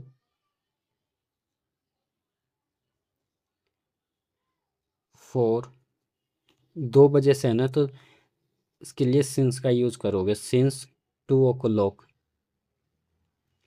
जो भी हमारा निश्चित समय होता है, पर मतलब फिक्स टाइम होगा, उसके साथ सिंस का यूज करोगे। सिंस और फॉर मैंने डिटेल में समझाया प्रेजेंट टेंस में, तो वो वॉच जरूर कर लेना वीडियो। वो 2 बजे से फुटबॉल नहीं खेल रहा होगा, तो ये हमारा नेगेटिव का है।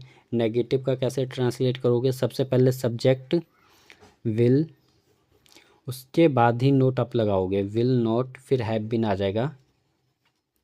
हैव बीन प्लेइंग फुटबॉल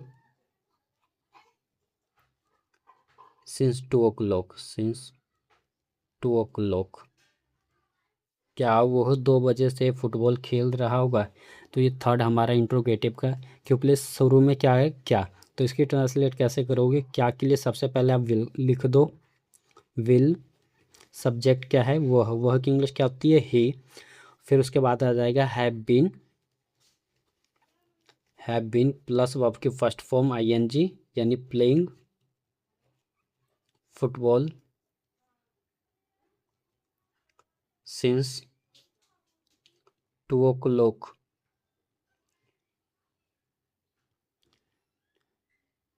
तो फ्यूचर टेंस भी हमने आज कंप्लीट कर लिया। अगर वीडियो आपको थोड़ा भी अच्छा लगेगा तो एक लाइक कमेंट ज़रूर कर देना।